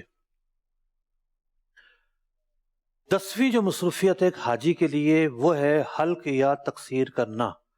اس مصروفیت کی تفصیل سے پہلے میں یہ عرض کروں کہ بعض اوقات کیا ہوتا ہے کہ بندہ، اس کو ایسا موقع مل رہا ہوتا ہے کہ وہ طواف زیارت کر آئے، جیسے قافلے والوں نے سب نے جو ہے وہ کر لیا، حلق ان کا ہو گیا، اس کا نہیں ہوا، قربانی اس کی نہیں ہوئی کسی وجہ سے۔ تو اگر کوئی احرام کی حالت میں ہی چلا جاتا ہے مکہ مکرمہ 10 تاریخ کو، اور وہ طواف زیارت کر لیتا ہے احرام کی حالت میں، تو طواف زیارت اس کا ہو جائے گا۔ افضل یہ ہے کہ احرام کی حالت میں نہ ہو، حلق کرنے کے بعد پھر جائے، لیکن اگر اس سے پہلے بھی وہ جاتا ہے اور طواف زیارت کر لیتا ہے تو طواف زیارت ہو جائے گا۔ حلق یا تقصیر جو ہے، اس کے بغیر حاجی کا احرام کھلنا ہی نہیں ہے، لیکن اس حلق اور تقصیر میں واجب یہ ہے کہ حدود حرم میں ہو، اس میں ہو، حدود حرم میں ہو، اور 12 ذوالحجہ کی غروب سے پہلے پہلے ہو۔ اگر کسی وجہ سے 12 ذوالحجہ کی غروب سے پہلے پہلے نہیں ہوتا، تب بھی ایسا نہیں ہے کہ جناب اب یہ حلق نہیں کرے گا، نہیں، حلق تو کرنا ہی کرنا ہے اس کو۔ حلق یا تقصیر جو بھی ہے، ان دونوں میں سے کوئی ایک چیز لازمی کرنی ہے، اسی وقت یہ احرام سے باہر آئے گا۔ تو 10 ذوالحجہ کو فجر کا وقت شروع ہونے کے بعد اس کا وقت شروع ہوتا ہے حلق یا تقصیر کا۔ اس سے پہلے حلق یا تقصیر نہیں کر سکتا، کرے گا تو اس پر دم آ جائے گا۔ 12 ذوالحجہ کی غروب سے پہلے پہلے اس کو کرنا ہے۔ قارن اور متمتع کے لیے یہ بھی ضروری ہے کہ رمی اور قربانی کے بعد حلق یا تقصیر کرے۔ تو حلق اور تقصیر کا وقت کب تک کرنا ہے؟ وجوبی وقت۔ وجوبی اس لیے لکھا ہے کہ اگر اس وقت میں نہیں کیا، بعد میں تو کرنا ہی کرنا ہے، لیکن واجب یہ کہ اس وقت میں کرنا ہے۔ اور ترتیبی وقت، یہ 3 باتیں جو حلق سے متعلق ہیں، اور یہ جو باتیں ہیں 27 واجبات حج جو ہے، اس کے پیچھے چارٹ کی شکل میں یہ ساری باتیں لکھی ہوئی ہیں، وہاں بھی آپ پڑھ سکتے ہیں۔ جی، 16 مصروفیات کا چارٹ وہاں پر دیا گیا ہے۔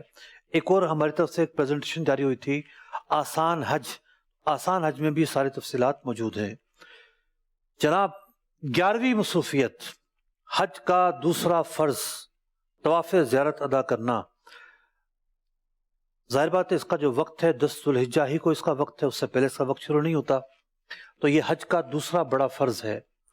جی، طواف زیارت کا وقت 10 ذوالحجہ کی فجر کا وقت شروع ہونے سے طواف زیارت کا وقت شروع ہو جاتا ہے، اور اس کا وجوبی وقت یہ ہے کہ 12 ذوالحجہ کو غروب ہونے سے پہلے پہلے کر لیا جائے۔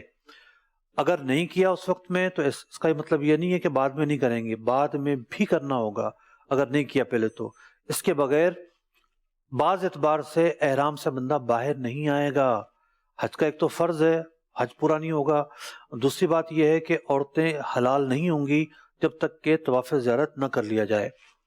افضل وقت یہ ہے کہ 10 ذوالحجہ کو ہو، رمی اور قربانی کے بعد ہو، اور حلق اور تقصیر سے فارغ ہو کر ہو، یہ اس کے لیے افضل وقت ہے۔ جی، آگے چلتے ہیں۔ 12ویں مصروفیت، ایک تو سعی ہوتی ہے عمرے کے لیے۔ جب بھی آپ عمرہ کریں گے، ہر عمرے میں طواف کے بعد سعی کرنا واجب ہے، اور ایک سعی ہوتی ہے حج کی سعی۔ حج کی سعی میں آپ کو یہ بھی اختیار ہوتا ہے کہ آپ حج کا احرام باندھیں۔ حج کا احرام جب آپ باندھیں گے، نیت کریں گے حج کے احرام کی، تو آپ جا کے جو ہے وہ سعی کر لیں، طواف کریں گے، طواف کے بعد آپ سعی کر لیں، تو اب آپ کو حج کے بعد سعی کرنا نہیں ہوگی۔ لیکن جو حج سے پہلے احرام باندھنا ہے، 7 تاریخ کو لوگ احرام باندھتے ہیں، تو اس 7 تاریخ کو مسجد الحرام شریف میں داخل ہونا ایک بہت بڑا کام ہوتا ہے، بہت مشکل کام ہوتا ہے، اور پھر جا کے صحیح کرنا اور مشکل کام ہوتا ہے۔ تو یوں اس مشکل کو دیکھتے ہوئے حج کے بعد اکثر لوگ صحیح کرتے ہیں، ہاں کوئی حج کران کرنے کے لیے آیا ہوا ہے اور اس نے تو 8-10 دن ویسے ہی احرام میں رہنا تھا، اس نے پہلے ہی کر لی، تو اس کے لیے بہرحال آسانی ہوتی ہے۔ تو حج کے بعد جب یہ صحیح کریں گے، اب سادہ لباس میں صحیح ہوگی، اب احرام میں نہیں ہوگی۔ جی آگے۔ صحیح کا کوئی خاص وقت مقرر نہیں ہے، مطلب اگر کوئی 12 ذوالحجہ کے بعد بھی صحیح کرتا ہے حج کی، صحیح بہرحال ادا ہو جائے گی۔ 13ویں مصروفیت، یوں سمجھیے کہ 10واں دن پورا ہو گیا، 9 تاریخ کو حج ہوا، اس کے بعد آپ نے وقوف مزدلفہ کیا، اس کے بعد آپ دوبارہ منی آئے 10ویں تاریخ کو، اور آپ نے رمی کی، قربانی ہوئی اور حلق تقصیر ہوئی، اور اس کے بعد جو ہے طواف زیارت آپ نے کر لیا افضل وقت میں۔ بعض اوقات بندہ تھک گیا ہوتا ہے اور طواف زیارت پہلے دن نہیں کر پاتا۔ اگر کسی نے پہلے دن طواف زیارت نہیں کیا تو میں یہ مشورہ دوں گا کہ رمی کرنے کے لیے وہ جائے، سورج جب ڈھل جائے، سپہر کا وقت آئے، خیمہ نزدیک ہے تو عصر کے وقت بھی چلا جائے، کیونکہ ٹھنڈ ہو جاتی ہے، گرمی ختم ہو جاتی ہے، لیکن غروب سے پہلے پہلے رمی کرے، یہ زیادہ اہم ہے۔ تو اب جب بندہ نکلا ہے اپنے خیمے سے اور وہ گیا ہے رمی کرنے کے لیے، اور رمی کرنے کے بعد پھر واپس نہ آئے، پھر سیدھا رخ کرے مسجد بیت الحرام کی طرف، اور ان دنوں کے اندر مسجد بیت الحرام شریف جانے کے لیے اگر آپ کو موٹر سائیکل والا بھی ملتا ہے نا، وہ کہے گا 500 ریال لوں گا، کیونکہ ان 4-5 دنوں کے اندر ٹریفک بند کر دی جاتی ہے، نزدیک ٹریفک نہیں آتی، تو اکثر جو لوگ ہیں وہ پیدل ہی جاتے ہیں، کچھ گاڑیاں بھی مل جاتی ہیں لیکن بہت مہنگی ٹریفک ملتی ہے، پھر واپس آنے کا بھی مسئلہ ہوتا ہے۔ تو یوں آپ نے رمی کی، رمی کر کے مزید آگے نکل جائیں، پیدل چلنے کے لیے ایک چھپرا ڈالا ہوا ہے، ایک شیڈ ڈالا ہوا ہے، اس کو فالو کرتے ہوئے چلے جائیں، ڈائریکٹ آپ مسجد الحرام شریف چلے جائیں گے، تو آپ خیمے کی طرف دوبارہ آپ کو آنا نہیں پڑا، آپ چلے گئے۔ پہلے دن کا جو رش تھا وہ رش بھی آپ کو نہیں ملا۔ پہلے دن جو ہے طواف زیارت کرنا اتنا آسان نہیں ہے، اگر آپ کے ساتھ بوڑھے لوگ ہیں تو پہلے دن طواف زیارت کرنے جائیں گے تو بہت مشکل ہو جائے گی۔ افضل وہی ہے، میں افضلیت سے آپ کو دور نہیں ہٹا رہا، لیکن جو تکالیف ہیں، جو پریشانیاں ہیں، اس کو سامنے رکھ کر بات ہو رہی ہے۔ تو اگر آپ نے دوسرے دن کی رمی کی اور سیدھا نکل گئے، اس کے بعد آپ گئے طواف زیارت کیا، اس کے بعد سعی کی، حج کی اگر پہلے نہیں کی تھی، اور اس کے بعد کھانا وغیرہ کھایا، اور اس کے بعد آپ دوبارہ منی آ گئے، اس طریقے سے یہ ہے کہ آپ کی رمی بھی ہو گئی اور طواف زیارت بھی ہو گیا۔ اب ہمارا یہ ٹاپک ہے دوسرے دن تینوں جمرات کی رمی کرنا، یہ 11 ذوالحجہ کی مصروفیت ہے اور 13ویں مصروفیت ہے۔ جی آگے بڑھتے ہیں۔ 13ویں دن آپ نے رمی کی، طواف زیارت نہیں کیا تھا تو طواف زیارت کر لیا۔ اب ہے 12ویں دن کی مصروفیت، اب آپ کی رمی کا تیسرا دن ہے۔ 11ویں دن بھی تینوں جمروں پر رمی کرنی ہے، ہاتھ اٹھا کر یوں مارنا ہے کنکری جو ہے، اور بسم اللہ اللہ اکبر پڑھنا ہے۔ پہلے جمرے کی رمی کرنی ہے، دوسرے کی کرنی ہے۔ پہلے اور دوسرے پر کھڑے ہونے کا انداز آپ کا الگ ہوگا اور تیسرے پر کھڑے ہونے کا انداز الگ ہوگا۔ پہلے اور دوسرے جمرے کے بعد اگر ریلے نہیں آ رہے، ریلے آ رہے ہیں تو آپ دعا نہ کریں کھڑے ہو کر، دعا کرنا مستحب ہے، لیکن ریلے آ رہے ہیں تو آپ کو اپنی جان بچانی ہے۔ رمی کرتے ہوئے اس بات کا خاص خیال رکھنا ہے کہ آپ رش میں کچلے نہ جائیں، بہت زیادہ رش ہوتا ہے خاص طور پر پہلے دن، تو اس سے بچنے کا طریقہ کیا ہے میں تھوڑا سا اس کرسی کے ذریعے سمجھاتا ہوں آپ کو۔ جی جیسے یہ کرسی ہے، سمجھے ایک جمرہ ہے، ایک جمرے کا مینارہ کھڑا ہوا ہے، سارے لوگ، سارا مجمع یہاں جمع ہے، سب لوگ چاہ رہے ہیں کہ یہاں سے آ کے آپ کو راستہ مل جائے، بجائے آپ یہاں سے آنے کے آپ تھوڑا سا کراس کریں اور آپ تھوڑا سا یہاں سے ہوتے ہوئے یہاں آ جائیں۔ اب آپ کو چھیڑ ملے گی، آپ کو چھیڑ ملے گی، مطلب بہت زیادہ رش نہیں ملے گا، اور اب آپ یہاں سے آ کے کنکری مار دیں، مطلب اتنا ہاتھ اٹھا کے مارنا ہے بغل کی سفیدی نظر آئے، تو اس سے آپ کو رش نہیں ملا۔ سارے لوگ جب وہیں جمع ہیں تو ریلے بعض اوقات تو اتنا دھکیل رہے ہوتے ہیں، بندہ رمی کیے بغیر آگے بڑھ جاتا ہے، تو اس بات کا بھی خیال کرنا ہے۔ 7 جو ہے کنکریاں مارنی ہے، کم از کم 4 کنکریاں مارے جائیں، یہ واجب ہے، اور رہ جاتی ہیں تو پھر ایک صدقہ ہوگا، اور 4 کنکریاں نہیں ماری گئی، 3 ماری تو واجب جو ہے وہ چھوٹنے کا جو گناہ ہے اور اس کے جو تلافی کی صورتیں ہیں وہ واقع ہوں گی۔ تو تینوں دن جو ہے رمی کرنا یہ حج کا الگ الگ واجب ہے، پہلے دن کی وہ بھی واجب تھا، دوسرے دن کی یہ بھی واجب، تیسرے دن کی یہ بھی واجب کسی ایک دن بھی نہیں چھوڑ سکتے. جی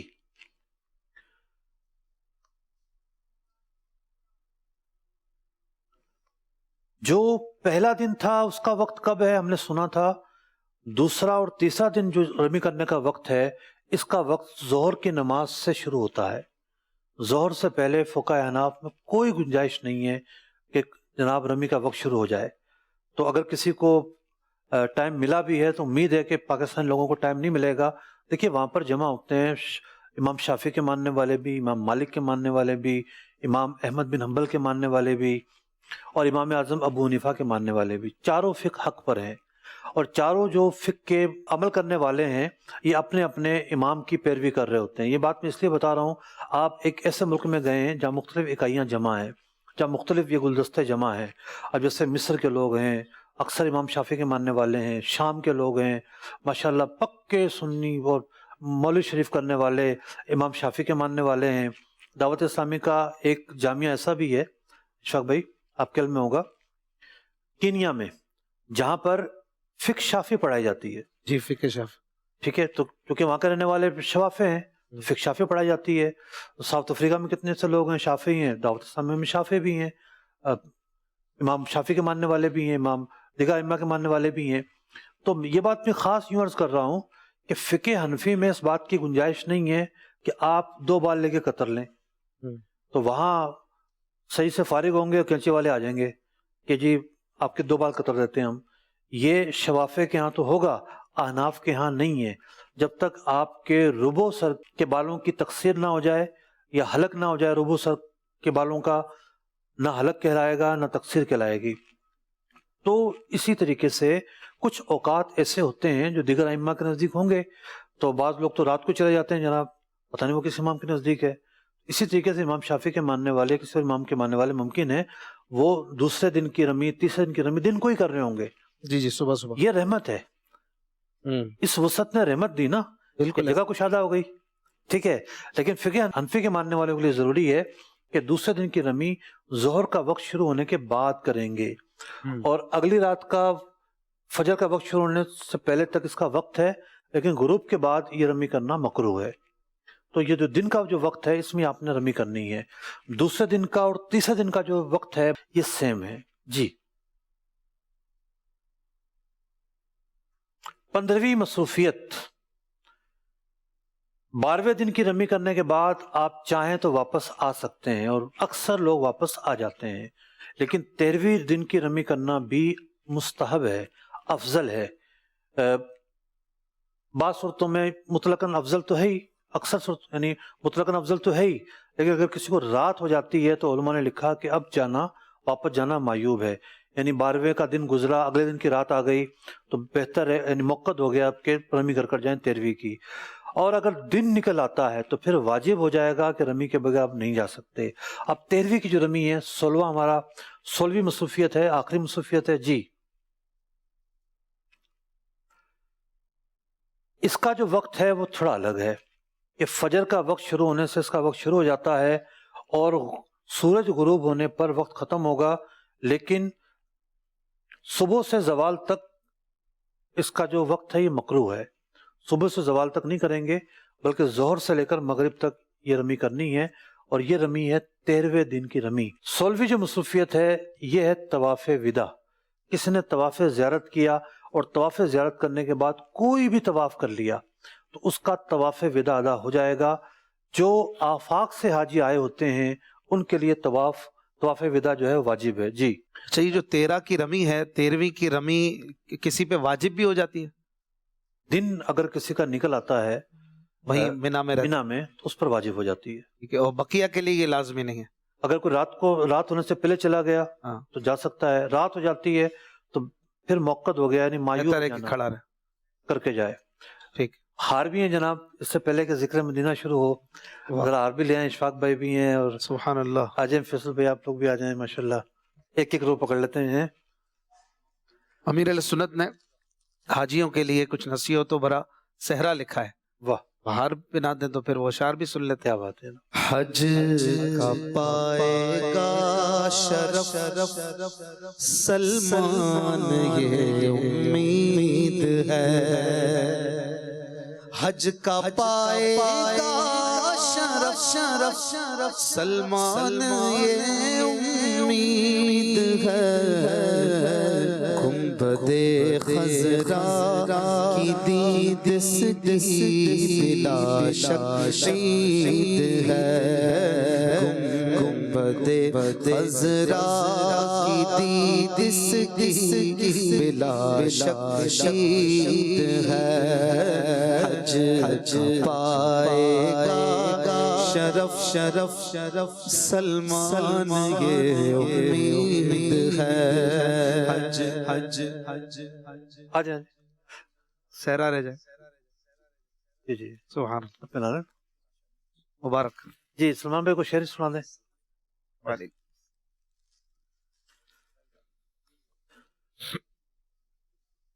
حج کا پائیں گے شرف شرف یہ سارے بھائی امید ہے مرحبا تم کو مبارک ہو مدینے کا سفر مرحبا تم کو مبارک ہو مدینے کا سفر فضل رب سے تم پہ نازل رحمتیں ہوں ہر ڈگر فضل رب سے تم پہ نازل رحمتیں ہوں ہر ڈگر یا خدا آسان ہو ان کے لیے حج کا سفر یا خدا آسان ہو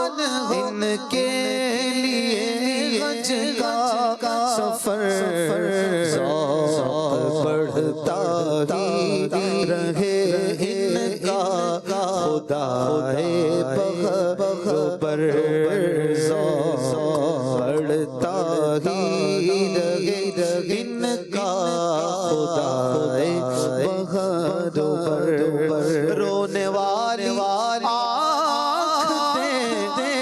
اور چاک سینہ کر عطا یا رب ان کو الفت شاہ مدینہ کر عطا یا رب ان کو الفت شاہ مدینہ کر عطا امتحان در پیش ہو راہ مدینہ میں اگر صبر کر تو صبر کر ہاں صبر کر بس صبر کر کوئی دھکارے یا جھاڑے بلکہ مارے صبر کر مت جھگڑ مت بڑا پا اجر رب سے صبر کر راہ جانا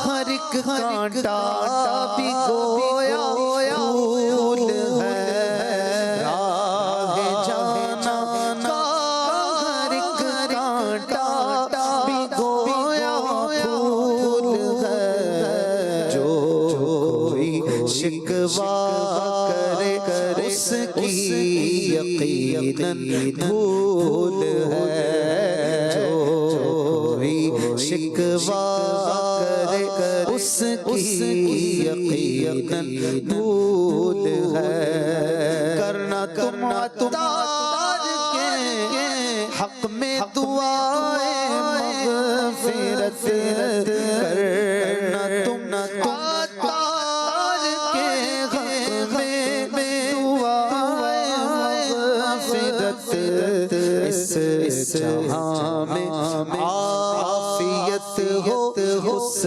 جہاں میں عافیت اس جہاں میں عافیت ہو اس جہاں میں عافیت حج پائے گا شرف سلمان یہ امید ہے انشاءاللہ الکریم حج کا پائیں گے شرف یہ سارے بھائی امید ہے گنبدے خضرا کی دید کی بلا شک عید ہے۔ مفتی صاحب سوالات کثیر تعداد میں ہیں اور ذکر مدینہ بھی کرنا ہے، کیا کریں؟ کچھ سوالات لے لیتے ہیں، کچھ لے لیتے ہیں۔ ایک تو سوال یہی آیا کہ ابھی آپ نے فرمایا کہ ربع سر کیا ہوتا ہے؟ ربع سر کا جو قصر لازمی ہے کم از کم کوارٹر 1/4، ٹھیک ہے۔ اس کے علاوہ ایک سوال، احرام سے باہر نکلنے کے لیے جی کم از کم چوتھائی جو ہے سر کا حلق ضروری ہے، اچھا، یا کم از کم چوتھائی جو بال ہیں اس کی تقصیر جو نہیں ضروری ہے۔ اچھا، حاجی 10 کو عید کی نماز پڑھے گا؟ حاجی پر عید کی نماز نہیں ہے۔ اچھا، قربانی ہم اتنے سارے حاجی ہیں، لاکھوں لوگ، کہاں جا کے کریں قربانی؟ دیکھیے، قربانی کے لیے جو پرائیویٹ کاروان ہوتے ہیں وہ کہیں نہ کہیں ارینج کرتے ہیں۔ اچھا، کسی کو وکیل بنانا ہوگا؟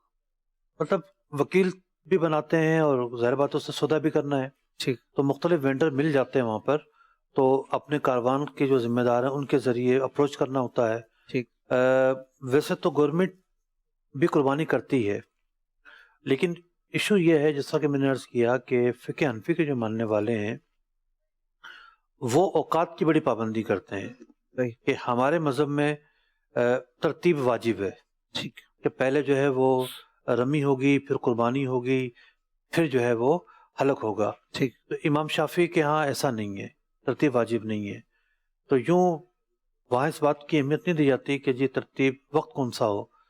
اب لاکھوں لوگوں کو بتا دیتے ہیں 10 بجے آپ کی قربانی ہوگی، جی، ہر دوسرے بندے سے پوچھیں 10 بجے کا ٹائم بتائے گا، تو 10 بجے جو ہے وہ کیسے قربانی ہو سکتی اتنے لوگوں کی؟ اچھا، وہاں پر پھر سلاٹر ہاؤس موجود ہوتے ہیں، آپ جائیں، جا کر جانور دیکھیں اور منتخب کریں اور اپنی قربانی کروا لیں۔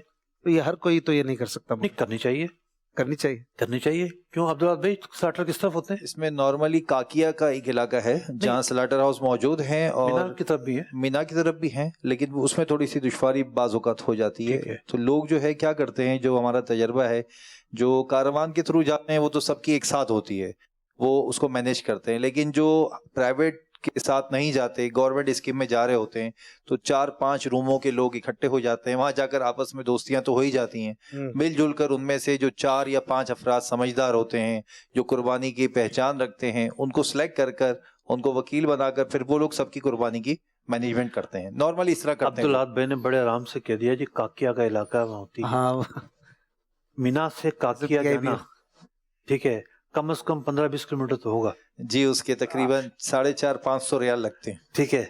قربانی کی جتنا ہی سفر کا خرچہ ہو نہیں، گیا۔ ان اب دنوں وہ میں جب اجتماعی طور پر 25-30 قربانی یا 50 قربانی ہوتی ہے نا، تو وہ سب میں تقسیم ہو جاتا ہے، ڈیوائڈ لیکن ہو سب کے لیے آسانی ہو جاتی ہے، اتھینٹیکیشن ہوتی ہے، یعنی یہاں یہ حاجی نے رمی کی، وہاں ان کو انفارم کرتے ہیں، پھر وہاں قربانی کر کے وہ انفارم کرتے ہیں۔ یہ عام دنوں میں تو 50 ریال مشکل سے لے گا ٹیکسی والا، جی، لیکن ان دنوں میں 500 ریال سے کم میں نہیں جائے گا۔ بالکل ایسا ہی۔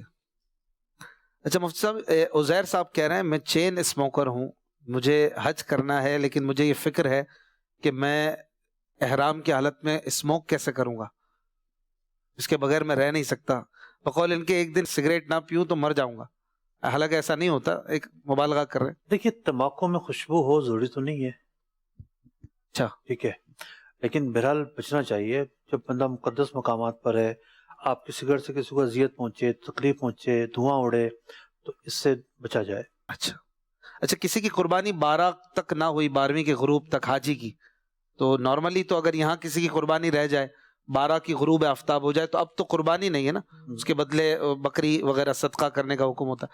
حاجی کے لیے کیا حکم؟ متمتع یا قارن نے قدرت کے باوجود قربانی نہیں کی تو یہ قربانی ساقط نہیں ہوگی، جب تک زندہ ہے حرم مکہ میں قربانی کرنا اس کے ذمہ باقی رہے گا۔ اچھا، لیڈیز کا سوال ہے کہ وہ چاہتی ہیں کہ وہ پردہ کریں، اس طرح کے چہرے پر بھی کپڑا نہ لگے، ان کے لیے جائز ہے وہ جو ٹوپی والا برقع ہوتا ہے؟ نہ صرف جائز ہے بلکہ اس کی تاکید ہے۔ حضرت عائشہ رضی اللہ تعالیٰ عنہ سواری پر سوار تھیں، اور جب کوئی مرد گزرتا تو کسی چیز سے آڑ کر لیتی۔ اچھا، سبحان اللہ۔ تو ظاہر بات ہے وہ تو چیدہ چیدہ لوگ جاتے تھے، سفر کی بات ہو رہی ہے، کوئی گزرا کوئی نہیں گزرا، تو یہی وجہ ہے کہ علماء نے اس کی تاکید کی ہے کہ جوان عورت اگر ہے تو وہ آڑ رکھے مردوں سے، اور عورتیں جو کیپ پہنتی ہیں اس کیپ کے آگے ایک حجاب جو ہے وہ لٹک رہا ہوتا ہے، تو چونکہ وہ چہرے سے مس نہیں ہوتا تو یہ جائز ہے۔ اچھا، بعض کو میں نے دیکھا ہے اپنا ملیشیا وغیرہ کے جو لوگ آتے ہیں، تو وہ جو لوگ ملیشیا وغیرہ سے آتے ہیں ان کے یہاں تو ایسی ٹیکنیک ہے، ایک کنڈا نکلا ہوتا ہے جی پلاسٹک وغیرہ کا، تو اس سے کہ چہرے پہ نہیں لگتا۔ جی جی، اگر ایسی کیپ مل جاتی ہے خواتین کو تو بڑی اچھی ہے۔ یہاں بھی مل جاتی ہے اس طرح کی۔ اچھا، ایک صاحب کا ابھی میسج آیا ہمارے یوسف بھائی کے ذریعے، کسی اسلامی بہن کے بارے میں پوچھ رہے ہیں کہ ان کی حج کی فلائٹ ہے فرائیڈے کو، ان کو کینسر ہو گیا تھا، تو اس کی وجہ سے ان کے سر کے بال سارے چلے گئے، اور اب دوبارہ ٹریٹمنٹ کے بعد ان کو 1/2 انچ تک بال ابھی آئے ہیں خاتون کے۔ اب وہ کیا کریں؟ حلق تقصیر عورت کے لیے تو ایک پورے جتنا وہ جو مسئلہ ہے، ان کے لیے کیا ہوگا؟ ان کے لیے تقصیر نہیں ہے، اچھا، یہ اس مسئلے میں آزاد، کیونکہ عورت کے لیے حلق تو ہے ہی نہیں۔ جی بالکل، ٹھیک ہے، اور تقصیر کے لیے ضروری ہے کہ 1 انچ بال لیے جائیں، 1 انچ بال بھی نہیں ہے بال بھی نہیں ہے ان کے۔ تو ان کے لیے تقصیر نہیں ہے۔ یہ اپنے معاملات سے فارغ ہو کر بغیر تقصیر کے ان کا پورا ہو گیا ہو طواف جائے گا۔ زیارت۔ ٹھیک ہے، یہ عبد الکریم کے سر میں کہہ رہے ہیں کہ پھوڑے ہیں بیچارے، اللہ تعالیٰ ان کو صحت دے، تو ان کو بتا دیں کہ یہ کیا کریں، یہ حلق کروائیں، تقصیر کروائیں، سر میں پریشانی ہو کسی کے بالوں میں وہ حلق نہ کروا سکتا ہو، دانوں وغیرہ۔ بعض اوقات 1-2 دانے ہوتے ہیں، ٹھیک ہے، اور بعض اوقات اگر واقعتاً ایسی کیفیت ہے کہ نہیں کروا پا رہا تو اس کو بھی رخصت حاصل ہے۔ ٹھیک ہے، 2-4 دانے ہونے کا مطلب یہ تھوڑی ہے کہ حلق بالکل ہی نہ کرے، دانوں کی جگہوں کو چھوڑ۔ لیکن اگر کسی کو واقعی پورے سر میں کوئی ایسی بیماری ہے، اس کے لیے کیا شریعت کا حکم ہے؟ وہ جو ہے او عزم من رأسہ ہی کے تحت غالباً ہے، جی جی، تو اس کے لیے چھوٹ حاصل ہے، اس کو چھوٹ ہے، وہ کچھ اور دے گا اس کے بدلے؟ کچھ بھی نہیں دے گا، اچھا، وہ کوئی کفارہ نہیں ہے اس کا؟ کفارہ نہیں۔ 2-3 کالز بھی دے دیں۔ اگر کوئی حاجی طواف زیارہ میں فجر کے ٹائم پہ پہنچے مینا میں، تو اس پہ کیا دم یا کوئی چیز ہو جائے گا یا نہیں؟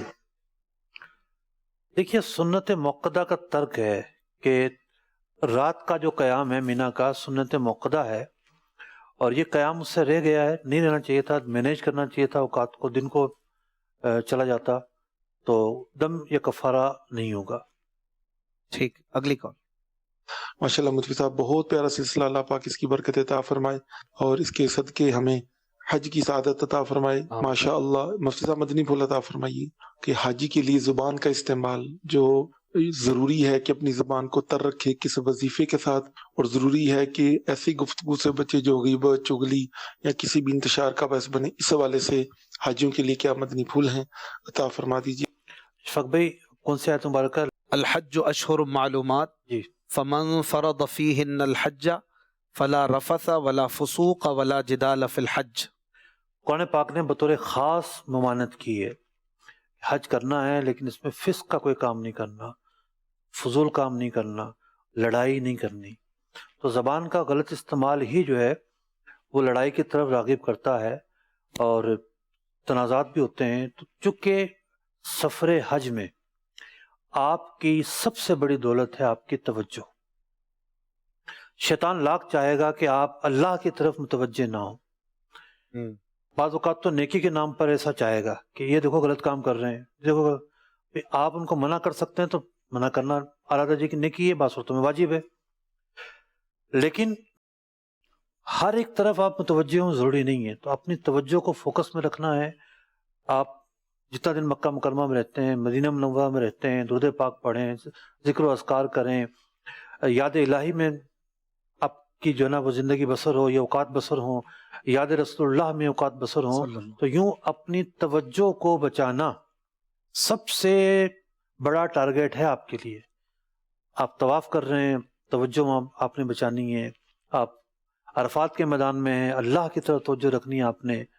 تو عمرے پر کیا ہوا کہ ایک صاحب میرے ساتھ تھے، تو میں نے طواف کرنا تھا، انہوں نے رمل کرنا تھا، وہ عمرہ کر رہے تھے، طواف میں رمل نفلی طواف میں تھے۔ اچھا، ملنے آئے تھے مجھ سے بڑی دور سے چل کے کہ ملنا ہے اور ٹائم سے ٹو ٹائم آ جائیں۔ چل بھی میں نے ان سے کہا کہ دیکھو آپ کو تو رمل کرنا ہے، آپ رمل کریں، لیکن ایک بات میرا دھیان بالکل مت رکھیے گا، میں کہاں ہوں، آرام سے اللہ کی طرف توجہ کریں، یہاں آپ طواف اللہ کے لیے کرنے آئے ہیں اور آپ نکل جائیں، میں الگ اور آپ الگ، ظاہر بات ہے اپنی سنت ادا کرنی تھی، جی عمل کرنے کی. تو یوں بعض اوقات جو نا بندہ خیال کر رہا ہوتا ہے وہ فلاں کہاں رہ گیا، وہ فلاں کہاں رہ گیا، وہ کیوں نہیں آیا. تو یوں تشویش پیدا کرنے کے دل و دماغ میں بہت سارے طریقے ہوتے ہیں. صحیح. جب آپ وہاں جائیں نا تو اجنبی ہو کر نکل جائیں، آپ کسی کو جانتے ہی نہیں ہیں، ہم مدینے میں ٹھیک ہے نا. تنہا نکل جائیں گے. اسی میں تو مزہ ہے، اسی میں تو لذت ہے. آئے ہیں. مطلب بندہ وہاں جو ہے وہ سب میں الجھا رہے اور یہ اس کا کیا حال ہے اور اس کا کیا حال ہے، تو پھر اللہ کی یاد کی طرف کیسے متوجہ ہوگا. تو یوں دل میں ہو یاد تیری گوشائے تنہائی ہو. تو یہ تو وہاں یہ کیفیت جلوت میں اپنانی ہے. تنہائی تھوڑی ملے گی وہاں آپ کو. کمرے میں آپ تب بھی بہت سارے لوگ ہیں، مطاف میں اترے ہیں ہزاروں لوگ آپ کے سامنے ہیں، عرفہ میں آپ اترے ہیں لاکھوں لوگ ارد گرد ہیں. تو جلوت میں وہاں آپ کو خلوت لینی ہے. تو یہ جو معاملہ ہے یہ ٹارگٹ سب سے بڑا ہے آپ کے لیے، اور اللہ اس ٹارگٹ کو پانے میں آپ کی غیب سے مدد فرمائے. آمین. اور مقصد بھی وہاں یہی ہے کہ اللہ سے لو لگانے کے لیے، اس کے محبوب سے لو لگانے کے لیے ہم سفر پر جا رہے ہوتے ہیں. مولانا حسن رضا خان صاحب کا شعر ہے، ذکر شاہ میں ہوئے ہم بزم میں محو. واہ. ذکر شاہ میں ہوئے ہم بزم میں محو، ہم نے جلوت میں بھی خلوت کر لی. واہ واہ کیا بات. یہ آپ کی بات بڑی زبردست ہے کہ آپ نے لاکھوں کے رش میں رہ کر خلوت کرنی ہے، اور آپ نے ایک ہی ذات کے بارے میں جو ہے وہ اس کی یاد رکھنی ہے دل میں. اس کے حبیب کی یاد کریں، درود شریف پڑھیں، استغفار کریں. اب میں پہلی حاضری تھی مدینہ منورہ میں بارگاہ رسالت حاضر ہونے کے لیے جا رہا ہوں.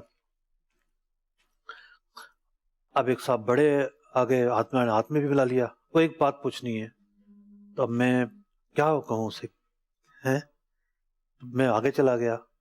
پھر وہ بیچارہ اس نے جو بات کہنی تھی کہی کہ میری والدہ آئی سی یو میں اور یوں ہیں. تو پھر میں نے بعد میں کسی کے ساتھ ہوا تو پیغام بھیجا کہ بھئی وہ میں معذرت چاہتا ہوں، آپ کو لفٹ نہیں کرا سکا. میں نہیں چاہ رہا تھا کہ میں کہیں مشغول ہوں.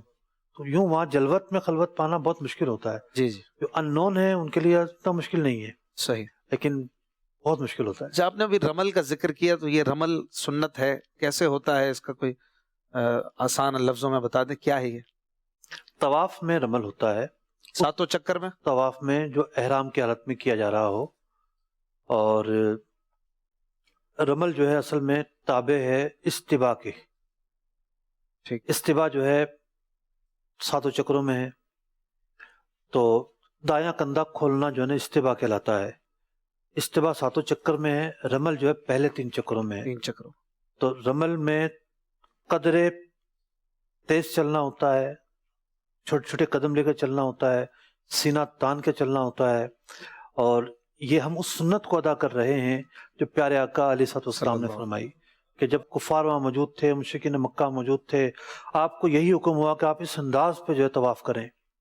اللہ کی بارگاہ میں مقام عجز ہے، مقام انکسار ہے، لیکن آپ کو چونکہ حکم دیا گیا کہ اس انداز میں چلیں، تو یہ آپ کی جو ادا ہے وہ باقی رہی. اور یہی سب کو حکم ہے، اسی انداز پر سب عمل کرتے ہیں. استباء کے بارے میں بھی علماء نے لکھا کہ یہ ہاتھ کو نیچے سے کر کے یہ بھی مسلز دکھانے کا ایک مقصد ہوا کرتا تھا جی کہ مسلمانوں کو کمزور نہ سمجھا جائے. میں نے اس لیے عرض کیا کہ رمل اصل میں استباء ہی کا تابع ہے. استباء ہی کا تابع ہے. اچھا، دوسری بات یہ ہے کہ رمل وہاں کرنا ہے جہاں موقع ملے. جیسے عمرے کا طواف ہے، اتنا رش نہیں ہے اور آپ دور سے کر رہے ہیں، آپ کو موقع مل جائے گا. اچھا، وہاں ایک ایسی خوبصورت بات ہے، پتہ نہیں کیا اس کی وجہ ہے، جگہ میں وسعت ہے یا کوئی اور وجہ ہے، باقی جگہوں پہ بہت مشکل ہو جاتا ہے. آپ آتے ہیں ملتزم کی طرف جب تو وہاں بڑی چھیڑ ملتی ہے، بہت مطلب رش نہیں ہوتا وہاں پر. وہاں آرام سے رمل ہو جاتا ہے. تو بعض اوقات ایسا ہوتا ہے کہ ایک ہی چکر میں بندہ کچھ حصے میں رمل کیا، کچھ میں نہیں کیا. چونکہ ایذا نہیں پہنچانی، کتنی اہمیت ہے. ایذا پہنچانے کی وجہ سے رمل ترک کر دینا ہے. صحیح. رمل نہیں کریں گے. اب جہاں موقع ملا ہے وہاں کریں گے، اور پہلے 3 چکروں میں صرف. ٹھیک. اچھا، بعض اوقات مفتی صاحب طواف میں اتنا رش ہو جاتا ہے کہ کہیں رکنا پڑ جاتا ہے، ٹھہرنا پڑ جاتا ہے، اسپیشلی حجر اسود کی بالکل لائن میں. تو طواف کرنے والے کے لیے تو رکنا جائز نہیں ہے، رکنا ٹھیک نہیں ہے. دیکھیے جہاں مجبوری ہے، میں کیا کریں؟ جہاں مجبوری ہے تو اس میں تو کوئی حرج نہیں ہے. اچھا، رکا جائے گا. بعض اوقات نماز کا وقت بھی آ جاتا ہے. ٹھیک. کسی کا وضو ٹوٹ گیا وہ بھی جائے گا. صحیح. جی. اچھا مفتی صاحب، یہ ایک سوال کر رہے ہیں ایک صاحب کہ حاجی حج کے بعد کب سے عمرہ کر سکتا ہے؟ عمرہ کرنے کی الاؤنس کب سے مل جاتی ہے اس کو؟ یعنی طواف و زیارہ کر لیا، سب ہو گئے فارغ، اب عمرہ کرنا چاہ رہے ہیں تو ویری نیکسٹ ڈے یا سیم ڈے اب وہ 10 کو 11 کو 12 کو عمرے بھی شروع کر سکتا ہے؟ ان دنوں میں عمرے نہیں ہوتے. اچھا 12 تک رکنا ہے؟ ان دنوں میں عمرے نہیں. 13 سے اجازت ملے گی؟ 13 کے تھوڑا میں ڈاؤٹ میں ہوں، 13 میں وہ ٹھیک. ممانعت ہے یا نہیں ہے؟ ممانعت ہے مفتی صاحب. 13 کو بھی عمر؟ جی 13 کے غروب تک. ماشاءاللہ ٹھیک ہے. ایک دو کالز دے دیں مزید. مفتی صاحب سے میرا سوال یہ ہے، جس کو طواف کی صفا مروہ کے دوران دعائیں جو پڑھنی ہوتی ہیں یہ نہیں آتی، وہ درود شریف اس کی جگہ پڑھتا رہے گا تو اس طرح کرنا کیسا؟ دیکھیے درود شریف بھی دعا ہی ہے. اے اللہ ہمارے آقا علیہ الصلوۃ والسلام پر رحمت نازل فرما، تو وہ بھی دعا ہی ہے، دعائیں پڑھی جا سکتی ہے. بعض بزرگوں سے ثابت بھی ہے کہ وہ اس طرح کرتے رہے. جی ایک کال اور دیتے. نور نئی شفت قاری شیخ پورا سے بات کر رہا ہوں. پوچھنا یہ تھا کہ احکام حج پروگرام بہت اچھا ماشاءاللہ چل رہا ہے، روزانہ دیکھ رہے ہیں، تو سلمان بھائی انشاءاللہ حج پہ جا رہے ہیں، ان کے بعد پروگرام کون کرے گا؟ سلمان بھائی جی پروگرام انشاءاللہ الکریم مبلغ دعوت اسلامی خالد امیر اتاری مدنی جو ہے یہ کریں گے انشاءاللہ الکریم. بندہ جو ہے وہ ہو نہ ہو الحمدللہ کام جو ہے وہ ہوتا ہی رہتا ہے، کریں گے اور اچھا کریں گے انشاءاللہ. ماشاءاللہ ویسے بھی بہت اچھا پروگرام وہ کرتے ہیں. اور یہ ضروری مدنی بھائی آپ کی غیر موجودگی میں سلمان بھائی دنیا سے جا رہے ہیں، مکہ مدینہ سے یہ اسکرین پر آ رہے ہوں گے تو کتنا مزہ آئے گا ناظرین. ارے واہ، ہیں تو یہ ہو ہی نہیں سکتا کہ ناظرین کو سلمان بھائی محروم فرمائے. نہیں محروم تو نہیں ہوں گے، ان کے لیے دعائیں بھی کریں گے. مکہ مکرمہ میں بیٹھ کے یہ اسکرین پر آ رہے ہوں تو لوگ کتنا دعاؤں کے لیے عرض کریں گے، ویورشپ بھی بڑھ جائے گی انشاءاللہ. اور نیکیاں ملیں گی ان کو، تو ایک نیکی 1 لاکھ کے برابر. سبحان اللہ سبحان اللہ. مکہ مکرمہ کی کیا بات ہے، کیا بات ہے. ہوئی امید بار آور مدینہ آنے والا ہے. ہائے مدینے کی کچھ باتیں ہو جائیں مفتی صاحب. حاضری مدینہ کے آداب کیا ہیں، کس طریقے سے حج کر لیا، حسن حج کر لیا، کعبے سے آنکھوں نے ضیا پائی، چلو دیکھیں وہ بستی جس کا رستہ دل کے اندر ہے. کیا انداز ہو، کیا نیتیں ہوں، کیا جذبات ہوں، کیا کیفیات رکھیں. حضرت قبلہ ہاشم ٹھٹوی رحمۃ اللہ تعالی علیہ لکھتے ہیں کہ جو پہلے مدینہ منورہ سے گزر کر آ رہا ہے حج کے لیے، اس کے لیے بہتر یہ ہے کہ وہ پہلے ہی حاضری دے. تو وہ افراد کہ جو پہلے ہی مدینہ منورہ گئے ہیں یا ان کا شیڈول ہی ایسا ہے، تو ظاہر بات ہے ان کے لیے یہی فضیلت کا موقع ہے. نبی اکرم علیہ الصلوۃ والسلام کی کئی احادیث مبارکہ میں فرمایا گیا کہ من حج ولم یزرنی فقط جفانی، جس نے حج کیا میری زیارت نہیں کی اس نے جفا کی. اس سے مراد یہ ہے کہ نہ پہلے آئے نہ بعد میں آئے، یعنی پورا سفر جو ہے وہ ایک سفر ہے، اور یہ زیارت ہی نہ کرے پیارے آقا علیہ الصلوۃ والسلام کی، تو یوں جس نے پہلے زیارت کر لی اس نے اپنا فریضہ ادا کر لیا. لیکن بہتر یہ ہے کہ بندہ اللہ کی بارگاہ سے گناہ بخشوانے کے بعد، حج کی برکتیں حاصل کرنے کے بعد پھر مدینہ منورہ حاضر ہو. اور زیادہ تر اکابرین کا، بزرگان دین کا یہی معمول رہا. پیارے آقا علیہ الصلوۃ والسلام نے ارشاد فرمایا من زار قبری بعد موتی کمن زارانی فی حیاتی، کہ جس نے میرے دنیا سے پردہ کرنے کے بعد میری زیارت کی گویا کہ اس نے میری زندگی میں میری زیارت کی، سبحان اللہ میری ظاہری حیات میں میری زیارت کی. سبحان اللہ. ایک حدیث پاک میں ارشاد ہوتا ہے من زار قبری وجبت لہ شفاعتی، جس نے میری قبر کی زیارت کی اس کے لیے میری شفاعت واجب ہو گئی.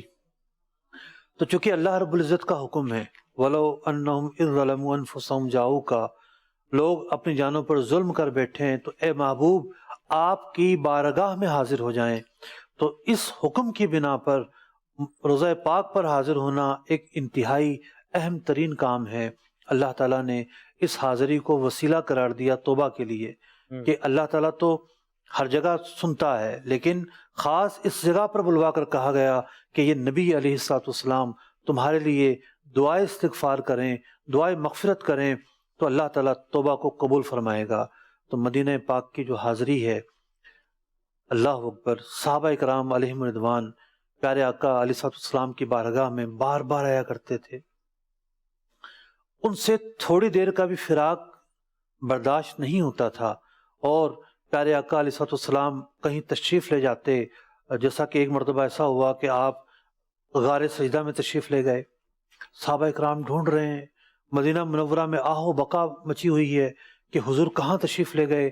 مسجد نبوی میں آنے کا ان کا سبب یہ ہوتا تھا، دور دور سے لوگ آیا کرتے تھے کہ حضور علیہ الصلوۃ والسلام کی زیارت کیا کریں گے۔ ایک صحابی حاضر ہیں، یا رسول اللہ صلی اللہ علیہ وسلم پریشان ہیں۔ آپ نے پوچھا کیا ہوا؟ عرض کرتے ہیں یا رسول اللہ صلی اللہ علیہ وسلم یہ خوف کھایا جا رہا ہے کہ یہاں تو جب آتے ہیں آپ کی زیارت کر لیتے ہیں، آپ جب نہیں ہوں گے تو قیامت میں ہم آپ کی زیارت کیسے کریں گے؟ اللہ، قیامت میں آپ اعلیٰ علیین میں ہوں گے، وہاں آپ کو کیسے تلاش کر پائیں گے؟ تو حضرت جبریل امین آیت لے کر نازل ہو جاتے ہیں، من یطع اللہ ورسولہ، جس نے اللہ اور اس کے رسول کی اطاعت کی بلا شبہ اس کا ٹھکانہ ان لوگوں کے ساتھ ہوگا انعم اللہ علیہم، جن پر اللہ نے انعام کیا ہے، انبیاء کے ساتھ، صدیقین کے ساتھ، شہداء کے ساتھ۔ تو اس پاک بارگاہ میں حاضر رہنا، حضور علیہ الصلوۃ والسلام بلا شبہ یعنی تمام کے تمام انبیاء کو اجل آنی ہے، موت آنی ہے۔ حضرت عیسیٰ علیہ السلام کو نہیں آئی، حضرت خضر علیہ السلام کو نہیں آئی، حضرت الیاس علیہ السلام کو، ادریس علیہ السلام کو نہیں آئی، لیکن ان کو بھی آئے گی۔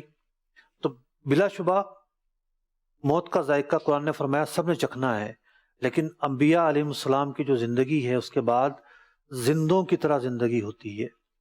شہداء کی جو زندگی ہے، انبیاء کی زندگی بعد وفات اس سے بھی بہتر ہے۔ حضور علیہ الصلوۃ والسلام جب تشریف لے گئے معراج کے لیے تو آپ نے دیکھا، مسلم شریف کی حدیث ہے کہ حضرت موسیٰ علیہ السلام اپنی قبر میں نماز پڑھ رہے ہیں۔ تو ایک زائر بارگاہ رسالت میں حاضر ہونے والا جب حضور کی قبر انور پڑ جاتا ہے تو آپ تو قبر انور میں تشریف فرما ہے، آپ تو حیات کے ساتھ متصف ہیں، آپ کی آواز بھی سنی جا رہی ہے، آپ کے دل کا حال بھی محسوس کیا جا رہا ہے۔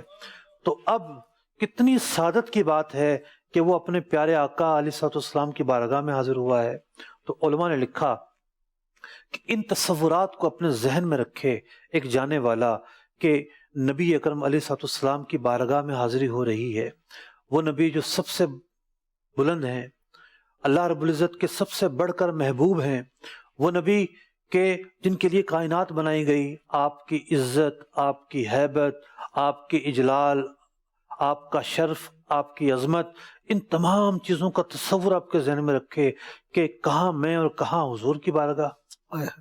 ایک سانس یہاں مل جائے اس سے بڑھ کر تو کچھ ہے نہیں، اور مجھے اتنا وقت یہاں مل رہا ہے، تو یوں جب اہمیت اس کے پیش نظر ہوگی، اس کے ذوق میں اضافہ ہوگا، اس کے شوق میں اضافہ ہوگا، اس کے ادب میں اضافہ ہوگا۔ تو زائر علماء لکھتے ہیں مکہ مکرمہ سے جب چلے تو نبی اکرم علیہ الصلوۃ والسلام سے منسوب جو چیزیں ہیں ان کی زیارت کرتا ہوا چلے۔ مکہ مکرمہ سے نکلتے ہوئے حضرت میمونہ رضی اللہ تعالیٰ عنہ ان کا مزار پر انوار آتا ہے، لیکن مکہ سے جب نکل رہے ہیں تو اس روڈ پر نہیں آئے گا، مکہ آنے والے روڈ پر ہے۔ تو آپ مکہ مکرمہ میں آپ کا قیام ہے، مسجد عائشہ آپ عمرے کے لیے جاتے ہیں تو گاڑی والے سے کہے کہ بھئی ہمیں مسجد عائشہ تو جانا ہی جانا ہے، لیکن تھوڑا سا اور آگے جانا ہے اور آپ نے یو ٹرن لینا ہے چوکی کے پاس سے، پہلی چوکی ہے اس سے یو ٹرن لینا ہے، اور ہم آئیں گے پہلے حضرت میمونہ رضی اللہ تعالیٰ عنہا کے مزار پر۔ یا بہتر یہ ہے کہ آپ پہلے عمرے کی نیت کر لیں، کیونکہ پھر دوبارہ اس روڈ پر نہیں آ پائیں گے آپ، پھر آپ کو پیدل آنا پڑے گا، یعنی دوسرے روڈ پر گاڑی کھڑی ہوگی، وہاں گاڑی کھڑی کرنے میں بھی ایشو، برج اوور ہیڈ بنا ہوا اس سے آپ آ سکتے ہیں۔ پہلے آپ مسجد عائشہ میں آ کے عمرے کی نیت کر لیں اور پھر دوبارہ گاڑی میں بیٹھ جائیں، آپ سیدھا وہ آگے جائے گا، یو ٹرن لے گا، مزار کے پاس روکے گا اور اس مزار پر آپ حاضری دیں۔ پیارے آقا علیہ الصلوۃ والسلام کی ازواج مطہرات میں سے ایک زوجہ مبارکہ حضرت خدیجہ رضی اللہ تعالیٰ عنہ مکہ مکرمہ کے سب سے عظیم قبرستان جنت المالا میں تشریف فرما ہے۔ دوسری زوجہ مبارکہ حضرت میمونہ رضی اللہ تعالیٰ عنہ یہاں تشریف فرما ہے، چار دیواری ہے، نواریہ کا علاقہ ہے، صرف آپ کی قبر انور ہے وہاں پر، اور نواریہ کا علاقہ ہے، پرانا نام اس کا مقام صرف ہے۔ پیارے آقا علیہ الصلوۃ والسلام کی یہ زوجہ مبارکہ یہیں رہتی تھیں، ان کا یہیں گھر تھا، یہیں نکاح ہوا، یہیں رخصتی ہوئی اور یہیں ان کا وصال ہوتا ہے۔ یہ مکہ مکرمہ میں تھی، سبحان اللہ۔ بیمار ہو گئیں۔ انہوں نے کسی کو کہا کہ نبی اکرم علیہ الصلوۃ والسلام نے مجھے فرمایا ہے کہ تمہارا انتقال مکہ مکرمہ میں نہیں ہوگا۔ واہ، غیب داں نبی نے خبر دی تھی۔ تو یہ کہتی ہیں مجھے میرے آبائی گھر لے جاؤ۔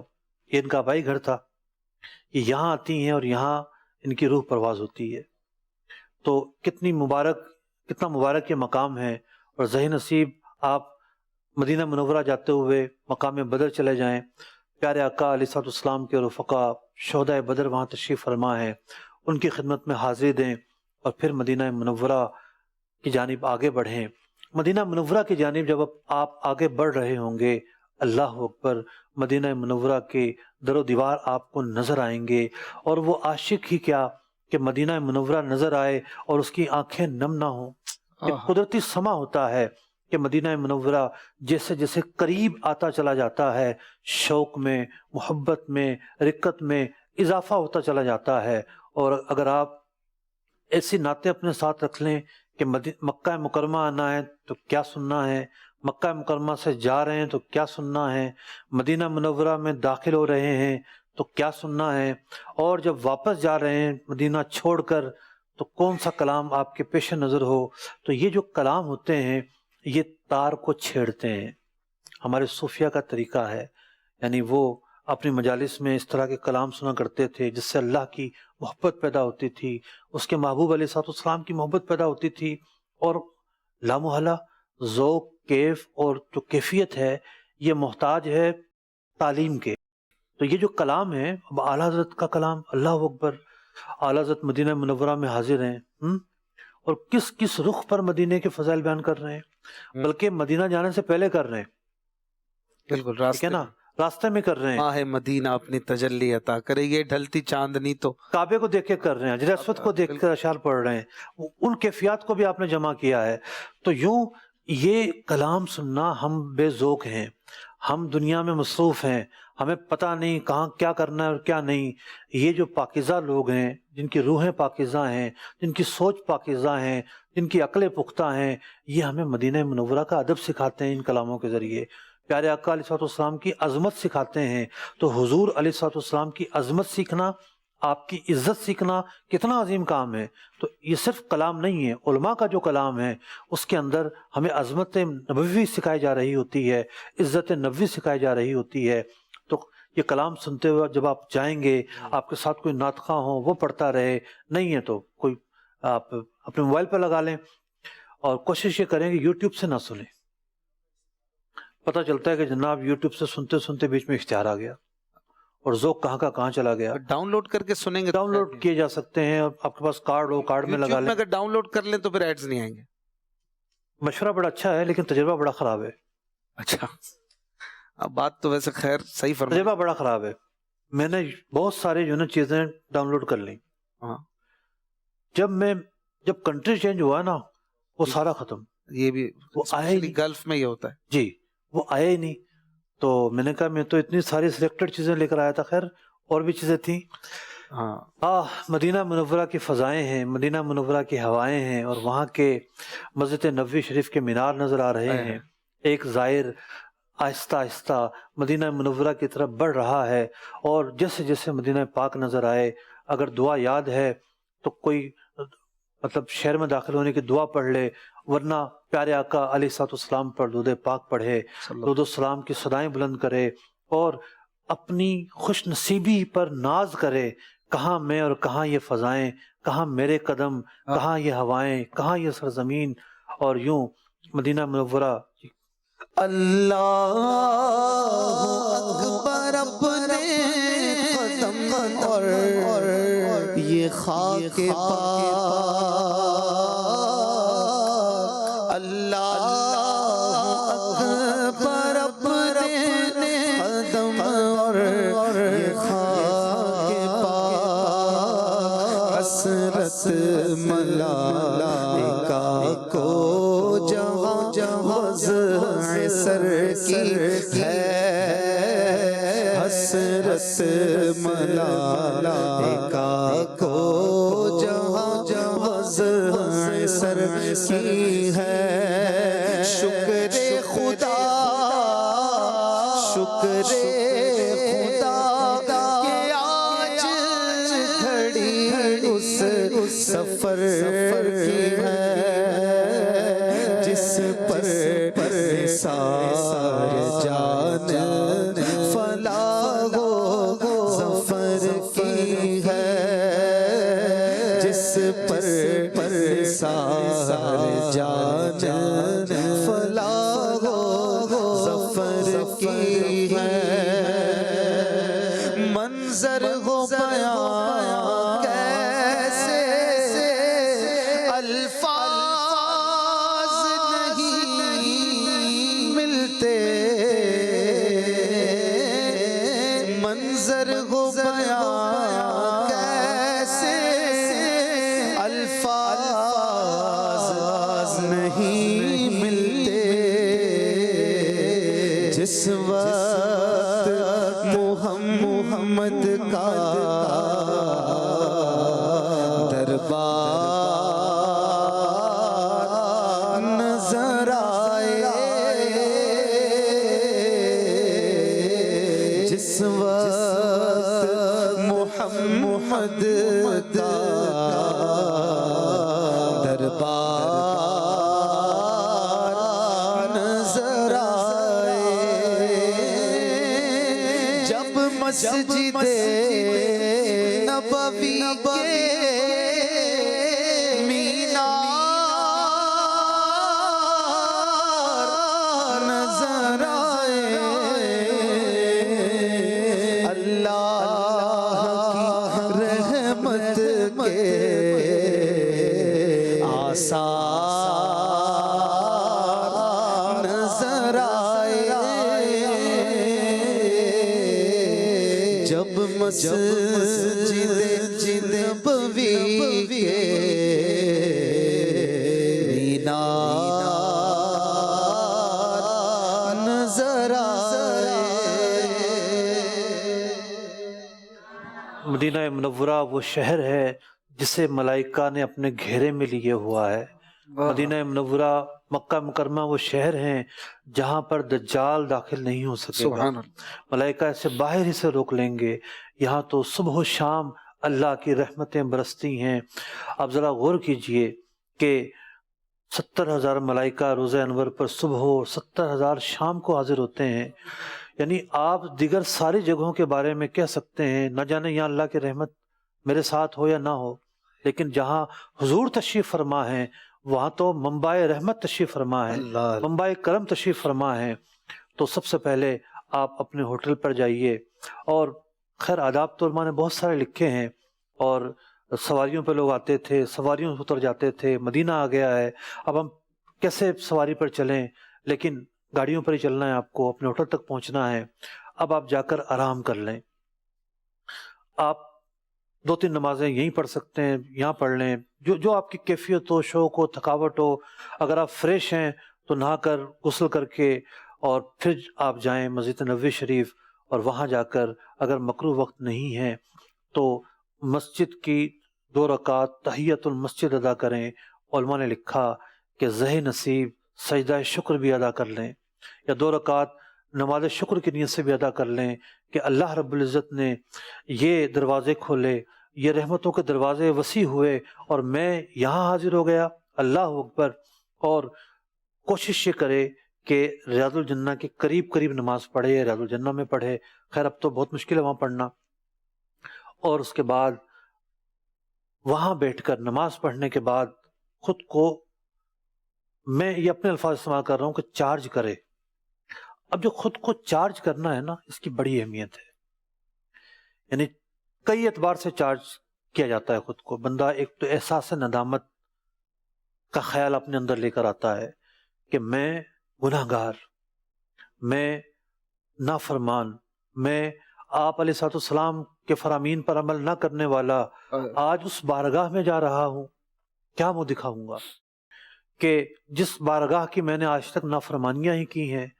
تو یوں جانب خوف بھی اس کے دل میں ہو اور جانب امید بھی اس کے دل میں ہو کہ اسی بارگاہ سے تو شفاعت نصیب ہونی ہے. جب قیامت میں سورج سوا نیزے پر ہوگا، لوگ تمام بارگاہوں سے مایوس ہو چکے ہوں گے اور آخر میں نبی اکرم علیہ الصلوۃ والسلام کی بارگاہ میں آئیں گے. آپ ہی تو ہیں جو فرمائیں گے انا لہا، آپ ہی جو ہے شفاعت فرمانے والے ہیں، آپ ہی شفاعت کریں گے. تو چونکہ آپ نے شفاعت کرنی ہے، آپ ہی نے فرمایا ہے جس نے میری قبر کی زیارت کی اس کے لیے میری شفاعت واجب ہو جاتی ہے، اور اللہ نے فرمایا ہے اس در پہ جانا ہے، یہاں اللہ سے مغفرت مانگنی ہے. تو یوں اس کے دل میں جانب خوف بھی ہو، جانب امید بھی ہو، اور ان سب چیزوں کو وہیں 2 رکعت نماز پڑھنے کے بعد اپنے دل و دماغ کے اندر مستحضر کرے، اللہ تعالیٰ کی حمد و ثنا بیان کرے، اور اللہ رب العزت کے پیارے محبوب علیہ الصلوۃ والسلام پر درود و سلام پڑھے، اور بوجھل قدم چلتا ہوا جہاں بھی لائنیں لگتی ہیں وہاں تک پہنچے، اور نہ یہاں دیکھے نہ وہاں دیکھے. پہلے کتابوں میں جو بھی آداب لکھے گئے، آج کے دور میں ایک نئے ادب کا اضافہ ہو چکا ہے. وہ نئے ادب کا اضافہ یہ ہے کہ اب چونکہ فاصلہ بڑا ہو گیا ہے، جب آپ لائن میں لگ کے جاتے ہیں روضہ منورہ تک پہنچنے کے لیے 4-5 منٹ آپ کو لگ جاتے ہیں، اور علماء نے جو کچھ پڑھنے کے لیے، جو کچھ مانگنے کے لیے، جو کچھ التجا کرنے کے لیے روضہ رسول پر کھڑے ہونے کے متعلق لکھا، اب اس کا موقع ہی نہیں مل پاتا. کتنی بڑی حقوق انسانیت کی خلاف ورزی ہے کہ ایک زائر اتنی دور سے گیا ہے بارگاہ رسالت میں سلام پیش کرنے کے لیے، اسے 1 منٹ بھی نہیں دیا جاتا. آ کے کھڑا ہوا ہے وہ، اور چلو بھئی یہاں سے، تو وہاں آپ کو موقع نہیں مل پائے گا. تو آپ جیسے لائن میں لگے ہیں، آپ سمجھیں میں اس راہ کا مسافر بن چکا ہوں. اور یہ کتنا سہانا سفر ہے جو باب سلام سے شروع ہو کر باب بقی پر ختم ہوتا ہے. اب تو مزید پیچھے سے شروع ہو رہا ہے. آپ سمجھیں کہ بس میں اس لائن میں لگا ہوں کہ جو ختم ہو رہی ہے مواجہ شریف پر، تو وہیں سے درود و سلام پڑھنا شروع کر دے، وہیں سے تصورات میں اس بات کو لانا شروع کر دے کہ میں بارگاہ رسالت میں حاضر ہونے جا رہا ہوں. وہی خوف، وہی رجا اور امید، دونوں چیزوں کے تفکرات اپنے ذہن میں لانے کے ساتھ ساتھ اس پیاری بارگاہ کی عظمت کو مستحضر کرے. کس کی بارگاہ میں آ رہا ہوں؟ جنہوں نے نگاہ فرمائی تو حضرت ابو بکر صدیق بن گئے، حضرت عمر فاروق بن گئے. جنہوں نے نگاہ فرمائی حضرت عثمان غنی بن گئے، حضرت علی مرتضیٰ بن گئے. وہی بارگاہ ہے جہاں سے خیرات بٹ رہی ہے. دونوں عالم اسی بارگاہ سے فیضیاب ہو رہے ہیں. حضور فرماتے ہیں اللہ دیتا ہے، واللہ یعطی انا قاسم، اللہ دیتا ہے اور میں تقسیم کرنے والا ہوں.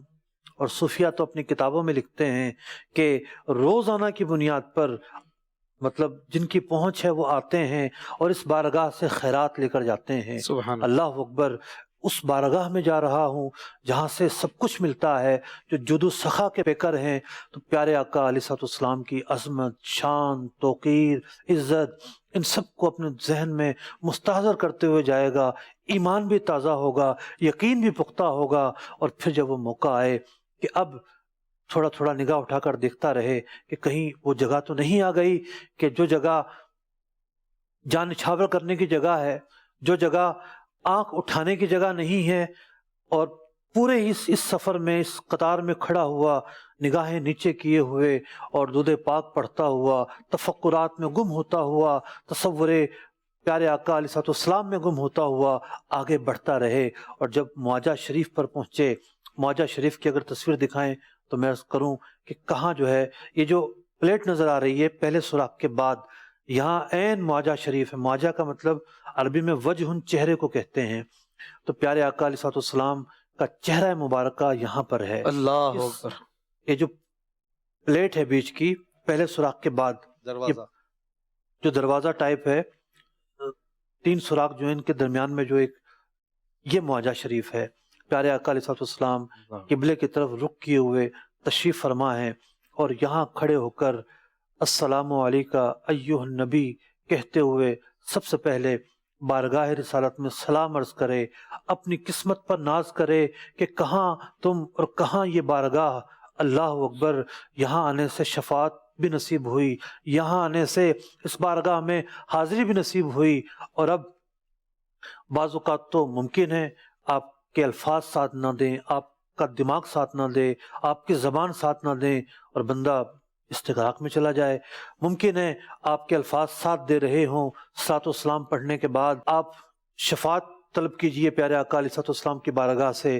ویسے تو علماء نے یہ لکھا ہے کہ آپ سلام کہنے کے بعد دوسرے سوراخ پر جائیے، آگے جو سوراخ ہے 1 گز کے فاصلے پر حضرت صدیق اکبر رضی اللہ عنہ تشریف فرما ہے، مزید 1 گز کے فاصلے پر حضرت عمر فاروق رضی اللہ عنہ تشریف فرما ہے۔ السلام علیکہ یا امیر المومنین، یا خلیفۃ المسلمین کہے، یا عزت الاسلام والمسلمین کہے، یا ان کے نام لے کر سلام عرض کرے، یا سیدنا صدیق اکبر، یا سیدنا عمر فاروق، یہ سلام کہنے کے بعد دوبارہ معجے پر آئے۔ اب آگے جانے کے بعد دوبارہ آنا اس کا موقع نہیں ملتا، تو معجہ شریف پر جب کھڑا ہوا، پیارے آقا علیہ السلام کی بارگاہ میں سلام عرض کیا۔ کسی اور نے اگر سلام بھیجا ہے یاد رہے تو اس کا نام لے کر، ورنہ اجمالی طور پر کہ یا رسول اللہ بہت سارے لوگوں نے سلام کہا تھا، ان کا سلام قبول کیجئے، اور جو موقع ملا ہے اب آپ کا وسیلہ دے کر اللہ کی بارگاہ میں مانگا جائے، استغفار کرے، توبہ مانگے، اللہ کی بارگاہ سے رحمت مانگے، اللہ کی بارگاہ سے پیارے آقا علیہ السلام کی شفاعت مانگے، بار بار یہاں آنا مانگے، مقبول حج مانگے، مقبول حاضری مانگے، اور پھر جتنی دیر میسر آتی ہے یہاں کھڑا رہے، التجائیں کرتا رہے، اور پھر آگے بڑھے، شیخین کریمین کی بارگاہ میں سلام عرض کرے، اور یوں یہ جو حاضری ہے یہ مکمل ہوگی، اور اس کے بعد بقی پر جائے۔ بقی میں 10,000 صحابہ کرام تشریف فرما ہیں، یعنی 2 ازواج مطہرات کا میں نے عرض کیا مکہ مکرمہ میں تشریف فرما ہیں، باقی تمام کی تمام ازواج مطہرات بقی میں تشریف فرما ہیں۔ حضرت عائشہ رضی اللہ تعالیٰ عنہ، دیگر ازواج مطہرات، اور خاص طور پر حضرت فاطمہ الزہرا رضی اللہ تعالیٰ عنہ یہاں تشریف فرما ہیں، امام حسن یہاں تشریف فرما ہیں، حضرت عثمان غنی رضی اللہ تعالیٰ عنہ یہاں تشریف فرما ہیں۔ 10,000 صحابہ، بڑے بڑے اکابر علماء، امام مالک، محدثین، مفسرین، نہ جانے کون کون تشریف فرما ہیں، لیکن چونکہ اب بقی پر قبے نہیں رہے، اب بقی پر نشاندہی نہیں رہی، اس لیے دروازے کے قریب ہی کھڑے ہو کر، ہو سکے تو باہر ہی کھڑے ہو کر فاتحہ پڑھے، سلام عرض کرے اجمالی طور پر، اور یہاں سے رخصت چاہے مدینہ منورہ میں جتنے دن حاضر ہیں گاہے بگاہے بقی پر جاتا رہے، پھر شہدائے احد کی بارگاہ میں حاضر ہو، حضرت امیر حمزہ رضی اللہ تعالیٰ عنہ کی بارگاہ میں حاضر ہو، اور کوشش کرنی چاہیے کہ دن میں کم از کم 1 دفعہ تو پیارے آقا علیہ السلام کی بارگاہ میں حاضری ہو جائے، جس کا جیسا ذوق ہو۔ کوئی 5 نمازوں کے بعد جانا چاہتا ہے تو 5 نمازوں کے بعد چلا جائے، جیسا ذوق ہو، جیسا شوق ہو، لیکن کم از کم 1 مرتبہ تو ضرور جایا جائے کہ حاجی نے 8 دن یہاں ٹھہرنا ہے اور اس کے بعد چلے جانا ہے۔ پیارے آقا علیہ السلام سے منسوب جو جو جگہیں ہیں مدینہ منورہ میں، ان جگہوں کی بھی زیارت کرے، کہ علماء نے ان جگہوں کی زیارت کرنا مسنون لکھا ہے۔ اللہ رب العزت اس حاضری کو قبول فرمائے، اور ہمارا یہ جو بزم سجا ہے آپ تک نیکی کی باتیں پہنچتی رہیں۔ اس بزم کے سجانے میں آپ کو بظاہر تو میں اور اشفاق بھائی نظر آ رہے ہوں گے، اور اشفاق بھائی کا ماشاءاللہ ایک بہت بڑا حصہ ہے، اور یہ ہمارے ساتھ رہے، اس بزم کی رونق ہیں۔ اس کے پیچھے بھی ایک بہت سارے لوگوں کا حصہ ہے۔ ہمارے شہزاد بھائی ڈائریکٹر ہیں اس پروگرام کے، اور کئی سالوں سے اس پروگرام کو کر رہے ہیں، بڑے شارٹ نوٹس پر انہوں نے اس سال اتنا اچھا بزم سجایا ہے۔ ہمارے ایڈیٹر ہیں الطاف بھائی، اس کے علاوہ اور بھی ہمارے افراد ہیں، کیمرہ مین ہیں، ان کے معاونین ہیں، تو یہ جو افراد ہیں ان افراد کے لیے بھی دعا کریں، ہماری جو پوری ٹیم ہے اس کے لیے دعا کریں، اور مجلس حج عمرہ، مجلس حج عمرہ، عبدالحد بھائی، تسلیم بھائی، بہت ساری چیزوں کا یہ ساتھ دیتے ہیں ہمارے ساتھ، اور اللہ پاک ان سب کی کاوشیں قبول فرمائے۔ اور ندیم بھائی ہیں ہماری گرافک کا کام تقریباً وہی کرتے ہیں، تو ان سب کے لیے بھی دعا گو ہوں۔ ہمارے حجاج کرام ہیں، ان سے بھی عرض ہے کہ اس وجہ سے نہیں کہ ہم نے کوئی پروگرام کیا ہے، بلا کسی غرض کے ہمارا سلام بارگاہ رسالت میں عرض کریں، جہاں جہاں موقع ملے دعا میں یاد رکھیں۔ میرا خیال ہے اشفاق بھائی وہ سلام کے ذریعے اختتام کرتے ہیں، ہم میرا سلام کہنا کون سا پڑھیں گے، یا ظاہر طیبہ روزے پہ جا کے دونوں پڑھ لیں؟ جی جی۔